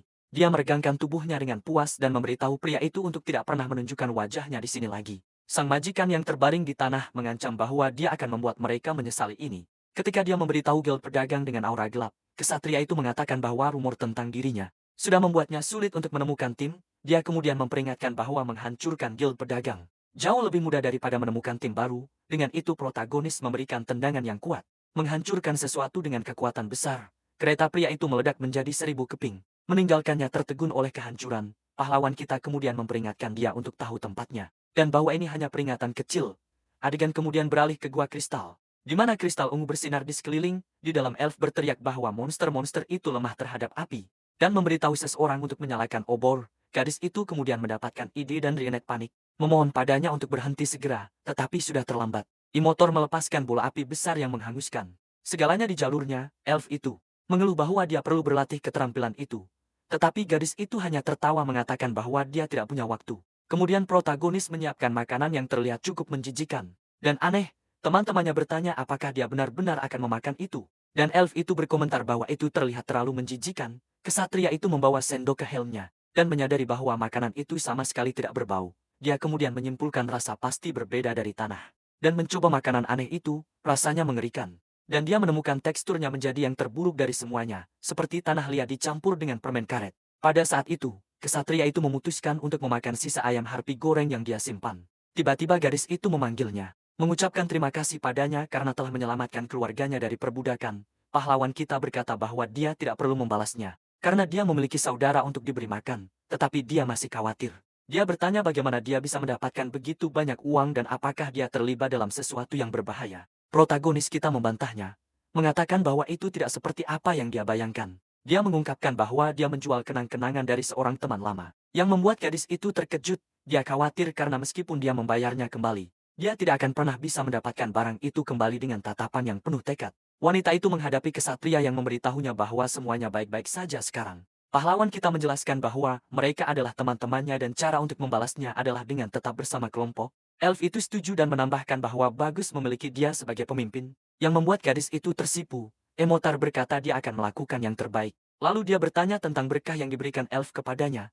Dali menjelaskan bahwa itu bukan hadiah, melainkan pembayaran untuk kontrak di antara mereka. Gadis itu bertanya, mengapa dia memberikan berkah kepada manusia yang wajah aslinya bahkan belum pernah dia lihat. Dia kemudian menyelinap di belakangnya dan mencoba mengintip di bawah helm pahlawan kita. Wanita itu bertanya apakah dia memiliki luka, tetapi Elf itu memarahinya karena terlalu ingin tahu. Pemanah pirang itu berkata temannya, terlalu banyak menyembunyikan dan harus mencoba untuk lebih terbuka. Protagonis kita tetap diam. Tampaknya merenungkan nasihat temannya, tiba-tiba kilau muncul di helmnya. Seolah-olah dia akan melakukan sesuatu. Tiba-tiba seekor monster menyerang protagonis dengan kristal ungu yang tajam. Teman-temannya terkejut dan membeku, tidak bisa bereaksi terhadap serangan makhluk yang tidak terduga. Binatang itu adalah kadal dengan ekor kristal yang bersinar dalam kegelapan gua. Tetapi makhluk itu terkena mata dan berteriak kesakitan. Dari serangan langsung itu, gadis itu kemudian melompat ke monster untuk menghabisinya sekali dan untuk selamanya. Setelah mengalahkan binatang itu, dia berbalik dengan cemas. Bertanya apakah Ri Gladiator baik-baik saja. Elf itu juga terkejut dan meminta kesatria untuk mengangkat kepalanya agar mereka bisa melihat. Pahlawan memegang wajahnya, dan Rienet berteriak bahwa ada serpihan kristal di mata temannya. Dengan tangannya di helm, protagonis menyadari bahwa dia telah terkena dan merasakan nyeri dari luka itu. Dia berkata penglihatannya baik-baik saja. Tetapi pemanah pirang berteriak bahwa dia berdarah banyak. Di mana? Gadis itu memerintahkannya untuk segera melepas helm agar mereka bisa melihat lukanya. Dia berkata jika matanya terluka, mereka perlu segera kembali ke kuil. Tiba-tiba protagonis teringat dua petualang yang berteriak ketakutan melihat monster. Dalam ingatannya, dia melihat salah satu teman lamanya berlari dengan putus asa melalui hutan kembali ke masa kini. Sang kesatria berteriak agar tidak ada yang menyentuhnya, membuat temannya bingung. Sang elf kemudian bertanya apakah dia benar-benar menolak untuk menunjukkan wajahnya. Tidak peduli apapun, dengan tangannya di helmnya. Sang protagonis menjawab ya, terlihat sangat terganggu oleh situasi ini. Dia kemudian mulai panik, memohon kepada mereka untuk berhenti dan tidak melihat wajahnya. Teman-temannya bersikeras mereka perlu memeriksa luka sebelum bisa mengobatinya dengan benar. Tetapi pahlawan kita tetap bersikeras bahwa dia baik-baik saja dan penglihatannya normal. Sang protagonis menunjukkan bahwa mereka tahu levelnya dan monster level 30 tidak mungkin melukainya dengan serius. Dia kemudian meyakinkan mereka bahwa dia benar-benar baik-baik saja, dan mereka harus melanjutkan misi. Teman-temannya menatapnya dengan ekspresi serius. Tidak terlihat yakin, sang elf akhirnya menyerah. Memberitahunya untuk tidak berlebihan dan gadis itu meminta maaf. Karena mencoba melepas helmnya, sang kesatria kemudian meminta maaf. Juga karena berteriak kepada mereka seperti itu di guild. Misi ditandai sebagai selesai dan tim menerima pembayaran mereka. Penerima tamu bertanya apakah ada yang terjadi dan gadis itu dengan gugup membantahnya. Dia mendekatinya dan bertanya apakah dia yakin dia tidak perlu mengunjungi kuil untuk penyembuhan. Sang elf menyarankan agar mereka mengambil hari libur untuk beristirahat. Tiba-tiba seorang petualang berlari masuk ke guild sambil berteriak bahwa ada keadaan darurat. Dia berlari menuju seorang gadis dan bertanya apa yang menyebabkan keributan ini. Wanita itu mengungkapkan bahwa sebuah dungeon baru telah muncul di hutan daerah dekat ibu kota. Dia berteriak bahwa tempat itu disebut Taman Bunga Dayat dan pahlawan kita menjadi berpikir. Teman-temannya merasa lebih baik membiarkan tim lain menanganinya dan kembali ke penginapan. Tetapi sang protagonis mengumumkan bahwa mereka juga akan berpartisipasi dalam penaklukan. Mengejutkan semua orang, dia kemudian mengungkapkan bahwa dia memiliki sesuatu yang lebih penting. Yang jauh lebih penting saat ini, lalu adegan beralih ke pemandangan yang subur. Hutan hijau di bawah langit biru yang jernih di hari yang cerah. Beberapa tim berkumpul untuk menerima instruksi dari guild tentang misi baru dua petualang. Menyebutkan bahwa orang pertama yang menemukan dungeon telah dikalahkan dan bahwa ada dua bos. Setelah mendengar bahwa mereka adalah Dryad, sang kesatria langsung mulai berpikir tentang bagaimana cara memasak monster berbasis tanaman. Gadis itu memperingatkannya bahwa jika dia makan di depan semua orang, reputasi partai mereka akan hancur.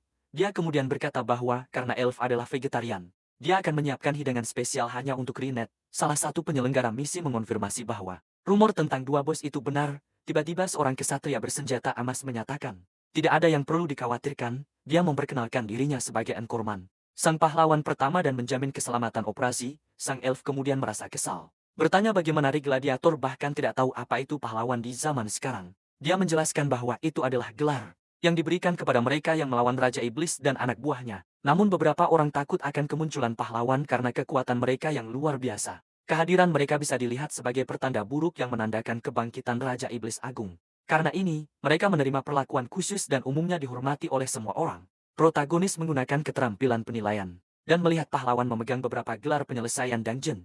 Rionette mengungkapkan bahwa dia pernah melihat pahlawan sebelumnya, tetapi dari 5 yang ditemukan, hanya 3 yang tersisa, yang kedua telah dieliminasi, dan yang keempat dikalahkan oleh monster di hutan gelap. Protagonis kita tetap diam, tampak mengingat sesuatu yang penting. Tiba-tiba sekawanan lebah raksasa terbang menuju para petualang untuk menyerang. Sang elf bersiap dan dengan busur dan panahnya mengambil sasaran yang tepat pada makhluk terbang. Dengan tembakan yang sempurna, dia menyerang monster dengan panah energi hijau. Gadis itu juga ikut bertarung, menjatuhkan salah satu lebah dengan pukulan yang kuat. Sang kesatria melompat ke dalam aksi, memotong musuh dengan serangan cepat pedangnya. 2 orang yang menyaksikan berkomentar bahwa tim yang berantakan ini cukup kuat dan terampil. Gadis itu tertawa bahwa nama pesta mereka mulai dikenal. Dan elf itu memberitahunya untuk fokus, rencananya adalah agar pahlawan dan tim peringkat B menangani bos-bos sementara yang lain memberikan dukungan. Tiba-tiba salah satu bos kering level 58 muncul di depan mereka. Tim peringkat B tampaknya kesulitan dan salah satu dari mereka mengeluh bahwa mereka mempermalukan diri sendiri. Pahlawan kemudian masuk ke dalam pertarungan untuk menahan monster. Meminta mereka untuk menjaga agar monster itu tetap sibuk sejenak dengan pedang bercahaya miliknya. Pemuda pirang itu bersiap untuk memberikan pukulan akhir. Dalam serangan yang kuat, dia membelah monster itu menjadi 2, mengalahkan bos dungeon pertama. Petualang lainnya terkejut dengan kekuatan pahlawan dan mengucapkan selamat atas kemenangannya. Dengan senyum percaya diri, pemuda itu membanggakan kekuatan dan kemenangan terbarunya, tetapi tiba-tiba bos kering lainnya mengeluarkan raungan marah atas kekalahan rekannya. Para petualang bertanya-tanya mengapa makhluk itu begitu berisik tetapi tidak terlalu memperhatikannya. Makhluk itu kemudian berubah menjadi bentuk yang jauh lebih gelap dan kuat. Daripada sebelumnya, monster itu menyerang tanpa peringatan, menangkap salah satu petualang wanita yang berteriak minta tolong. Protagonis menyadari ada trik. Dungeon ini memiliki banyak bos yang harus dilawan. Dia kemudian memahami bahwa kedua bos harus dikalahkan secara bersamaan untuk meraih kemenangan. Makhluk itu berevolusi menjadi Tiron. Levelnya melonjak menjadi 70 dan menebarkan ketakutan kepada semua orang. Rekannya yang elf bertanya apa yang mereka lihat saat pahlawan kita berteriak agar semua orang mundur sekaligus. Mendengar ini, pahlawan juga terkejut, menyatakan bahwa monster itu sekarang jauh melampaui kemampuan mereka. Dia memutuskan untuk membeli waktu bagi mereka, mendesak para petualang lainnya untuk melarikan diri secepat mungkin. Tetapi akar binatang itu menjebak yang lain dan pejuang pirang itu menyebut mereka sebagai gangguan total. Untuk itu, terungkap bahwa dia sebelumnya membeli intel dari guild pencuri. Tentang dungeon baru ini, dia mengakui berbohong dengan sengaja. Menyalahkan yang lain karena mempercayainya tanpa memeriksa sendiri. Tanpa mempedulikan nasib mereka, dia berjalan menuju monster itu. Dengan senyum di wajahnya, pemuda itu bersiap untuk bertarung. Mengumumkan saatnya mengakhiri ini seperti pahlawan sejati tapi tanpa peringatan, monster itu melancarkan kutukan. Mencegah dia menggunakan keterampilan selama 10 menit, tertegun dia bertanya-tanya apa yang terjadi. Sebab dia tidak mendengar apapun tentang kemampuan kutukan itu. Makhluk itu melempar dia ke udara dengan kekuatan yang sangat besar, tidak memberi ruang untuk bertahan. Selanjutnya, monster itu menghantam dia ke tanah dengan pukulan yang sangat kuat, terjebak di dalam sulur. Pria pirang itu berjuang untuk bebas, berpikir dia hanya perlu memutuskan sulur itu untuk melarikan diri. Memanfaatkan kesempatan, binatang itu menyerang maju untuk memukul pahlawan yang terdiam. Dia terkena serangan langsung dan berteriak, matanya berubah putih karena kekuatan benturan yang sangat besar. Menyaksikan kekalahan pahlawan, petualang lainnya panik dan mulai mundur. Protagonis kita menyadari bahwa jika ini berlanjut, banyak lagi yang akan jatuh. Dia melihat makhluk itu mengejar yang lain dan bersiap untuk akhirnya terjun ke dalam pertempuran. Saat pedangnya mulai bersinar, satria itu bertanya-tanya, seberapa banyak dia harus menahan diri. Pahlawan kita menghadapi makhluk raksasa, mempertanyakan apakah dia harus menahan diri bahkan sedikit. Dia melompat maju dan memberikan serangan cepat yang tepat, menggores monster itu dengan bilahnya yang berkilau. Serangan ini begitu kuat sehingga gelombang energi biru menghancurkan sekelilingnya. Banyak pohon terpotong setengah dan jatuh menghantam tanah, menunjukkan kekuatan mentah dari serangan itu. Setelah debu mereda, layar notifikasi muncul di depan pahlawan kita. Pesan itu mengumumkan dia telah mendapatkan gelar penakluk Taman Dryad. Teman-temannya berlari ke arahnya dengan terkejut. Sementara satria itu merenungkan gelar baru yang baru saja dia peroleh.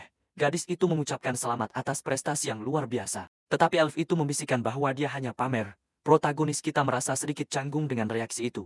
Tidak tahu harus berkata apa kepada temannya. Petualang lainnya mendekat, berterima kasih padanya karena telah menyelamatkan hidup mereka semua. Mereka memanggilnya luar biasa karena berhasil mengalahkan bos yang bahkan pahlawan pun tidak bisa tangani. Tetapi sesaat kemudian, Mereka mulai berbisik tentang rumor dia memakan monster. Mendengar obrolan mereka, rekan-rekannya menatap kelompok itu dengan kemarahan murni. Gadis itu marah dengan ketidaksyukuran mereka. Sementara elf itu berteriak apakah itu sifat manusia untuk membalas kebaikan dengan kebencian. Dia menyuruh mereka pergi dan Rionette memintanya untuk membawa garam untuk mengusir nasib buruk sementara salah satu petualang mendekati untuk membantu pahlawan yang jatuh. Sang kesatria pirang yang marah tidak bisa memahami bagaimana seorang peringkat si mencuri gelar penakluknya. Dipenuhi kebencian, pahlawan bersumpah dia tidak akan pernah melupakan nama Rig Gladiator. Lihat ini kembali di kota. Kelompok itu mendaftar di sebuah penginapan untuk istirahat yang sudah lama ditunggu di dalam. Protagonis kita mulai menyiapkan bunga kering yang dia kumpulkan dari dungeon. Dia mulai dengan hati-hati mengiris bunga itu. Berhati-hati agar tidak merusak inti di dalamnya dengan pisau. Sang kesatria dengan terampil mengekstrak inti monster untuk dimasak, biji-bijinya seukuran kepalan tangan, dan menyerupai varietas kastanya liar dalam perjalanan kembali. Mereka bertemu dengan semut dan mengumpulkan kastanya yang dibawanya. Untuk menyiapkannya, dia pertama-tama menghilangkan kulit luar yang keras. Kemudian merebusnya dalam air panas untuk melunakkannya. Kastanya yang sudah dikupas mendidih dalam panci, dikelilingi oleh air yang mendidih sementara itu sedang dimasak. Protagonis menggabungkan air dan gula dalam panci terpisah. Untuk sirup, dia kemudian mendidihkan campuran itu hingga mendidih, membiarkannya mengental menjadi sirup yang kental dan kaya. Setelah kastanya empuk, dia menambahkannya ke dalam sirup gula, melapisi mereka sepenuhnya. Menggunakan sendok, pahlawan kita menambahkan lebih banyak sirup di atasnya, memastikan setiap satu terlapisi dengan baik. Setelah semuanya terlapisi sempurna, dia menutup panci, membiarkan makanan manis itu beristirahat. Dia membiarkan kastanya mendingin, dan mengulangi seluruh proses ini 3 kali untuk mencapai rasa yang sempurna. Dan dengan kilauan ilahi, maringlah si ente pahlawan kita akhirnya selesai. Sang kesatria mengagumi glasir gula yang brilian, puas dengan hasil akhirnya. Tanpa ragu, dia mengangkat salah satu kastanya raksasa ke helmnya untuk mencobanya. Setelah mencicipinya, dia benar-benar terkejut oleh ledakan rasa di mulutnya. Sirup memberikan rasa manis yang dalam dan kompleks, yang telah sepenuhnya diserap oleh chestnut lembut itu. Dia langsung berpikir sesuatu. Ini enak banget, gak boleh dimakan sendiri dan memutuskan untuk berbagi. Elf itu menggerutu tapi setuju untuk mencicipi. Melihat temannya membuatnya larut malam dan bersikeras. Dengan ekspresi enggan, Rionette mengambil gigitan besar dari chestnut itu. Setelah mencicipi makanan itu, elf itu benar-benar terkejut dengan ledakan rasa. Dia tidak percaya buah monster bisa semanis dan selembut ini. Dengan sirup yang sangat cocok, pahlawan kita bertanya apakah itu enak. Tapi Rionette yang malu mengklaim dia hanya tidak terbiasa dengan makanan manis. Dia bertanya tentang nama hidangan itu dan sang kesatria menjawab bahwa itu disebut mering leki. Rionette merasa aneh dia menamai makanan manis setelah dirinya sendiri, tapi Rig Gladiator menjelaskan sebaliknya, dan bertanya apakah dia menikmatinya. Elf itu menjelaskan bahwa tuannya mengajarinya untuk menekan nafsu makannya, bahkan membatasi makanan sederhana seperti stroberi. Dia menyebutkan bahwa dia adalah orang yang sangat tegas dan masih menjabat sebagai kapten penjaga hutan.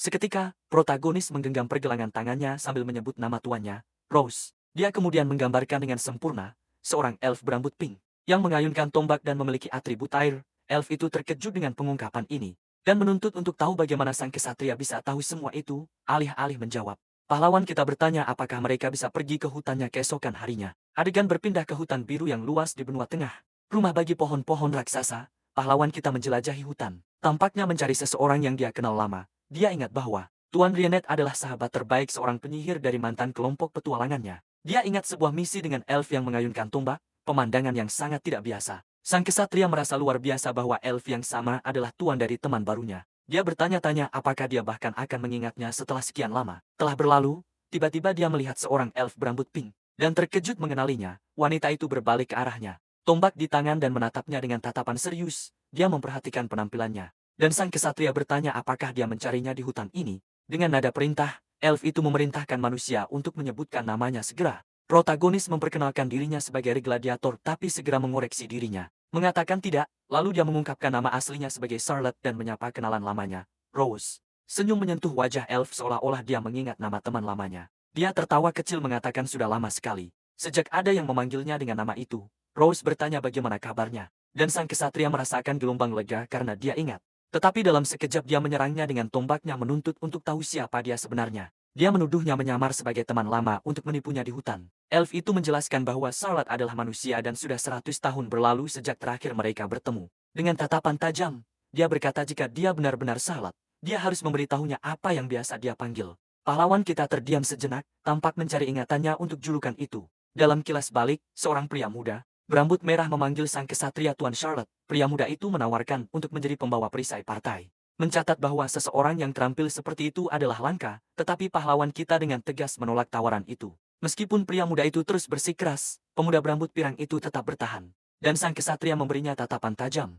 Tepat saat itu elf bergabung dalam percakapan. Menyarankan dia bisa bertemu ras lain jika dia bergabung. Saat itu pemuda berambut pirang mengundangnya untuk bertemu sahabatnya, seorang elf dari hutan. Dia kemudian memperkenalkan sang kesatria kepada temannya, Rose Tuan Charlotte. Elf itu tampak kesal dengan obsesi manusia terhadap jenisnya. Merasa itu tidak bisa dipercaya. Kembali ke masa kini, sang kesatria bersiap untuk menjawab tantangan temannya. Dalam sebuah kenangan, sang kesatria dan elf itu saling berjabat tangan dan memperkenalkan diri. Dia merasa nama Charlotte terlalu panjang dan mewah. Memutuskan dia akan memanggilnya dengan nama yang berbeda. Kembali ke masa kini, protagonis kita mengungkapkan bahwa dia memanggilnya Charlotte. Dan elf itu terlihat terkejut. Dia bertanya-tanya apakah dia benar-benar Charlotte. Suara dan tubuhnya identik, namun dia tidak menua. Sang kesatria menambahkan bahwa dia berusia sekitar 15 tahun. Ketika mereka pertama kali bertemu begitu lama yang lalu, dia bahkan ingat dia memiliki teman penyihir yang membenci manisnya dan bahwa dia biasa menerima surat. Dengan sedikit malu, dia memintanya untuk menghentikannya, merasa dia sudah membuktikan lebih dari cukup. Elf itu mempelajarinya dengan ekspresi serius, tampak yakin dengan ceritanya. Dia pikir nada suaranya yang polos itu persis sama. Memang benar, Charlotte. Tapi dia tidak mengerti bagaimana dengan itu. Rose akhirnya yakin dia adalah teman lamanya. Kembali setelah 1 abad, dia kemudian menyuruhnya untuk mengikutinya. Menjelaskan ada sesuatu yang penting yang perlu dia periksa nanti. Di dalam kabin elf, pantulan dari helm pahlawan kita bersinar di gelas minum. Dia meminta maaf karena tidak ada yang bisa disajikan.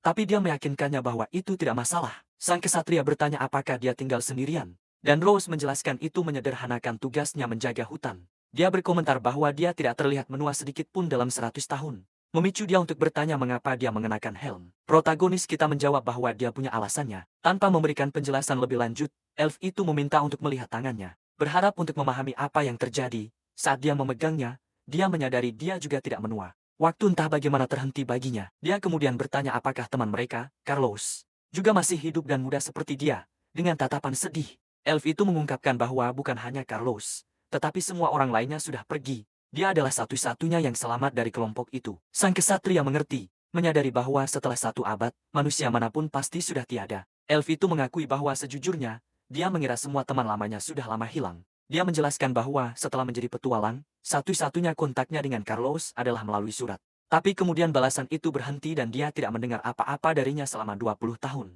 Setelah itu, kelompoknya, Romancia, menghilang tanpa jejak. Rose mengatakan bahwa meskipun hilangnya tentara bayaran bukanlah hal yang aneh. Itu adalah berita besar untuk tim sekuat mereka. Dia tidak bisa menerimanya dan berharap ada kabar. Tapi terlalu banyak waktu berlalu untuk alasan itu. Dia lebih terkejut daripada bahagia dan bertanya bagaimana dia bisa hidup tanpa menua. Protagonis kita menyebut namanya, bersiap untuk memberitahu teman lamanya yang lama tentang kebenaran. Dia mengingatkan dia tentang barang langka yang dia dapatkan saat terakhir kali mereka berpetualang bersama. Itu adalah buku keterampilan Arkenphobia yang mereka peroleh dari Ratu Spider. Regina Rana, Rose ingat bahwa dia adalah satu-satunya penilai di kelompok mereka dan mengidentifikasi barang itu untuknya sambil meletakkan tangan di dadanya. Kesatria menyatakan bahwa barang itu adalah alasan mengapa dia masih hidup. Dengan ekspresi gelap, dia mengungkapkan, itu juga alasan mengapa mantan rekannya sudah tiada. Adegan kembali ke 100 tahun yang lalu. Di sebuah hutan subur di bawah matahari terbenam. Mantan kelompok protagonis menghadapi segerombolan goblin. Dengan mata merah yang marah, kesatria bertahan dengan perisainya. Saat monster-monster itu menyerbu untuk menyerang, rekan-rekannya terkejut oleh makhluk-makhluk itu.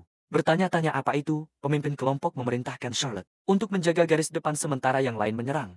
Protagonis kita menancapkan perisainya dengan kokoh, melindungi semua orang dari serangan goblin. Pemkelompok, Nax, menyiapkan anak panah bercahaya untuk meluncurkan serangan area luas. Setelah itu, hujan cahaya turun ke arah monster-monster itu.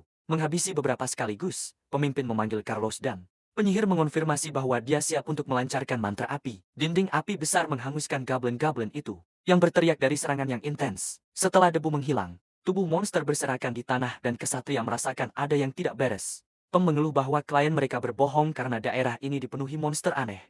Satu orang menyarankan untuk mundur, tetapi pemimpin bersikeras ini bukan lelucon. Menyimpulkan bahwa intel mereka cacat dengan tampilan muram dan khawatir. Rekan lainnya setuju situasinya sangat serius. Tiba-tiba, sosok berjubah muncul, mengeluh bahwa mereka telah menghancurkan ciptaannya. Pem terkejut, dan kesatria melangkah maju untuk melindunginya dari sosok misterius itu. Pemimpin mencatat ada yang aneh tentang dia, dan memberitahu semua orang untuk tetap siap untuk bertarung. Dia memperkenalkan dirinya sebagai seorang petualang, dan menyatakan bahwa hutan ini terlarang bagi orang luar. Sosok itu menyatakan bahwa mereka mengganggunya. Dan kelompok itu terkejut menyadari bahwa mereka adalah subjek uji coba, mengacungkan cakar tajam. Orang itu mengklaim mereka telah mengganggu ritual hutan suci miliknya saat dia melemparkan tudungnya. Sebuah makhluk yang ditutupi sisik seperti kadal terungkap kepada kelompok itu. Kesatria bertanya-tanya tentang rasnya, merasakan ada yang sangat salah. Dia dengan cepat menggunakan keterampilan penilaiannya dan terkejut menemukan makhluk itu. Milik ras naga tanpa ragu-ragu. Protagonis kita melompat di depan teman-temannya untuk melindungi mereka. Adegan kembali ke masa kini dengan sang satria dan Rose di kabin hutannya. Dia terjebak dalam kenangan dan tiba-tiba menyebutkan nama lengkap temannya yang telah jatuh. Kembali ke pertarungan, sang satria terlempar ke sebuah pohon. Karena serangan kuat makhluk itu, dia terjatuh ke tanah. Terluka saat rekan-rekannya memanggil namanya dengan cemas. Naga itu mencemooh, menyatakan bahwa dia akan menggunakan mereka sebagai persembahan untuk ritual sucinya. Pemimpin memerintahkan semua orang bersiap untuk bertempur, memberitahu Damien untuk menyembuhkan Charlotte. Dengan senyum sinis, makhluk itu berkata bahwa bahkan serangga pun berhak tahu siapa yang menghancurkan mereka. Dia kemudian memperkenalkan dirinya sebagai naga emas, puncak dari kecerdasan naga. Sang penyihir ketakutan mendengar ini dan pemimpin memperingatkan semua orang untuk waspada. Karena dia sangat kuat, Carlos menyadari mereka harus melarikan diri, dan memutuskan untuk menggunakan mantra untuk membutakannya, memberi mereka waktu. Tetapi dalam sekejap, sebuah cakar menembus dadanya dan sang penyihir terjatuh. Hilang. Sang pemanah berteriak nama temannya saat naga mengejek seorang manusia yang berani menggunakan sihir padanya dengan marah. Wanita muda itu melepaskan anak panah ke arah makhluk itu untuk membalas dendam temannya. Tetapi naga itu menghindar dengan mudah dan membalas dengan serangan mematikan. Menjatuhkannya seketika, pemimpin kelompok terkejut, tidak dapat melihat atau bahkan mendengar serangan makhluk itu. Dia akhirnya menyadari betapa kuatnya seekor naga bisa menjadi dalam bahaya besar yang mereka hadapi. Dengan mata lebar penuh ketakutan, pemimpin putus asa. Bertanya-tanya apa yang bisa mereka lakukan, dia melirik rekan-rekannya yang jatuh. Melihat mereka hampir tidak bisa bertahan, pemimpin berpikir area efek. Penyembuhan Damien bisa menyelamatkan mereka, tetapi dia butuh waktu. Dengan itu, pendeta kelompok memutuskan untuk menarik perhatian naga untuk menciptakan celah.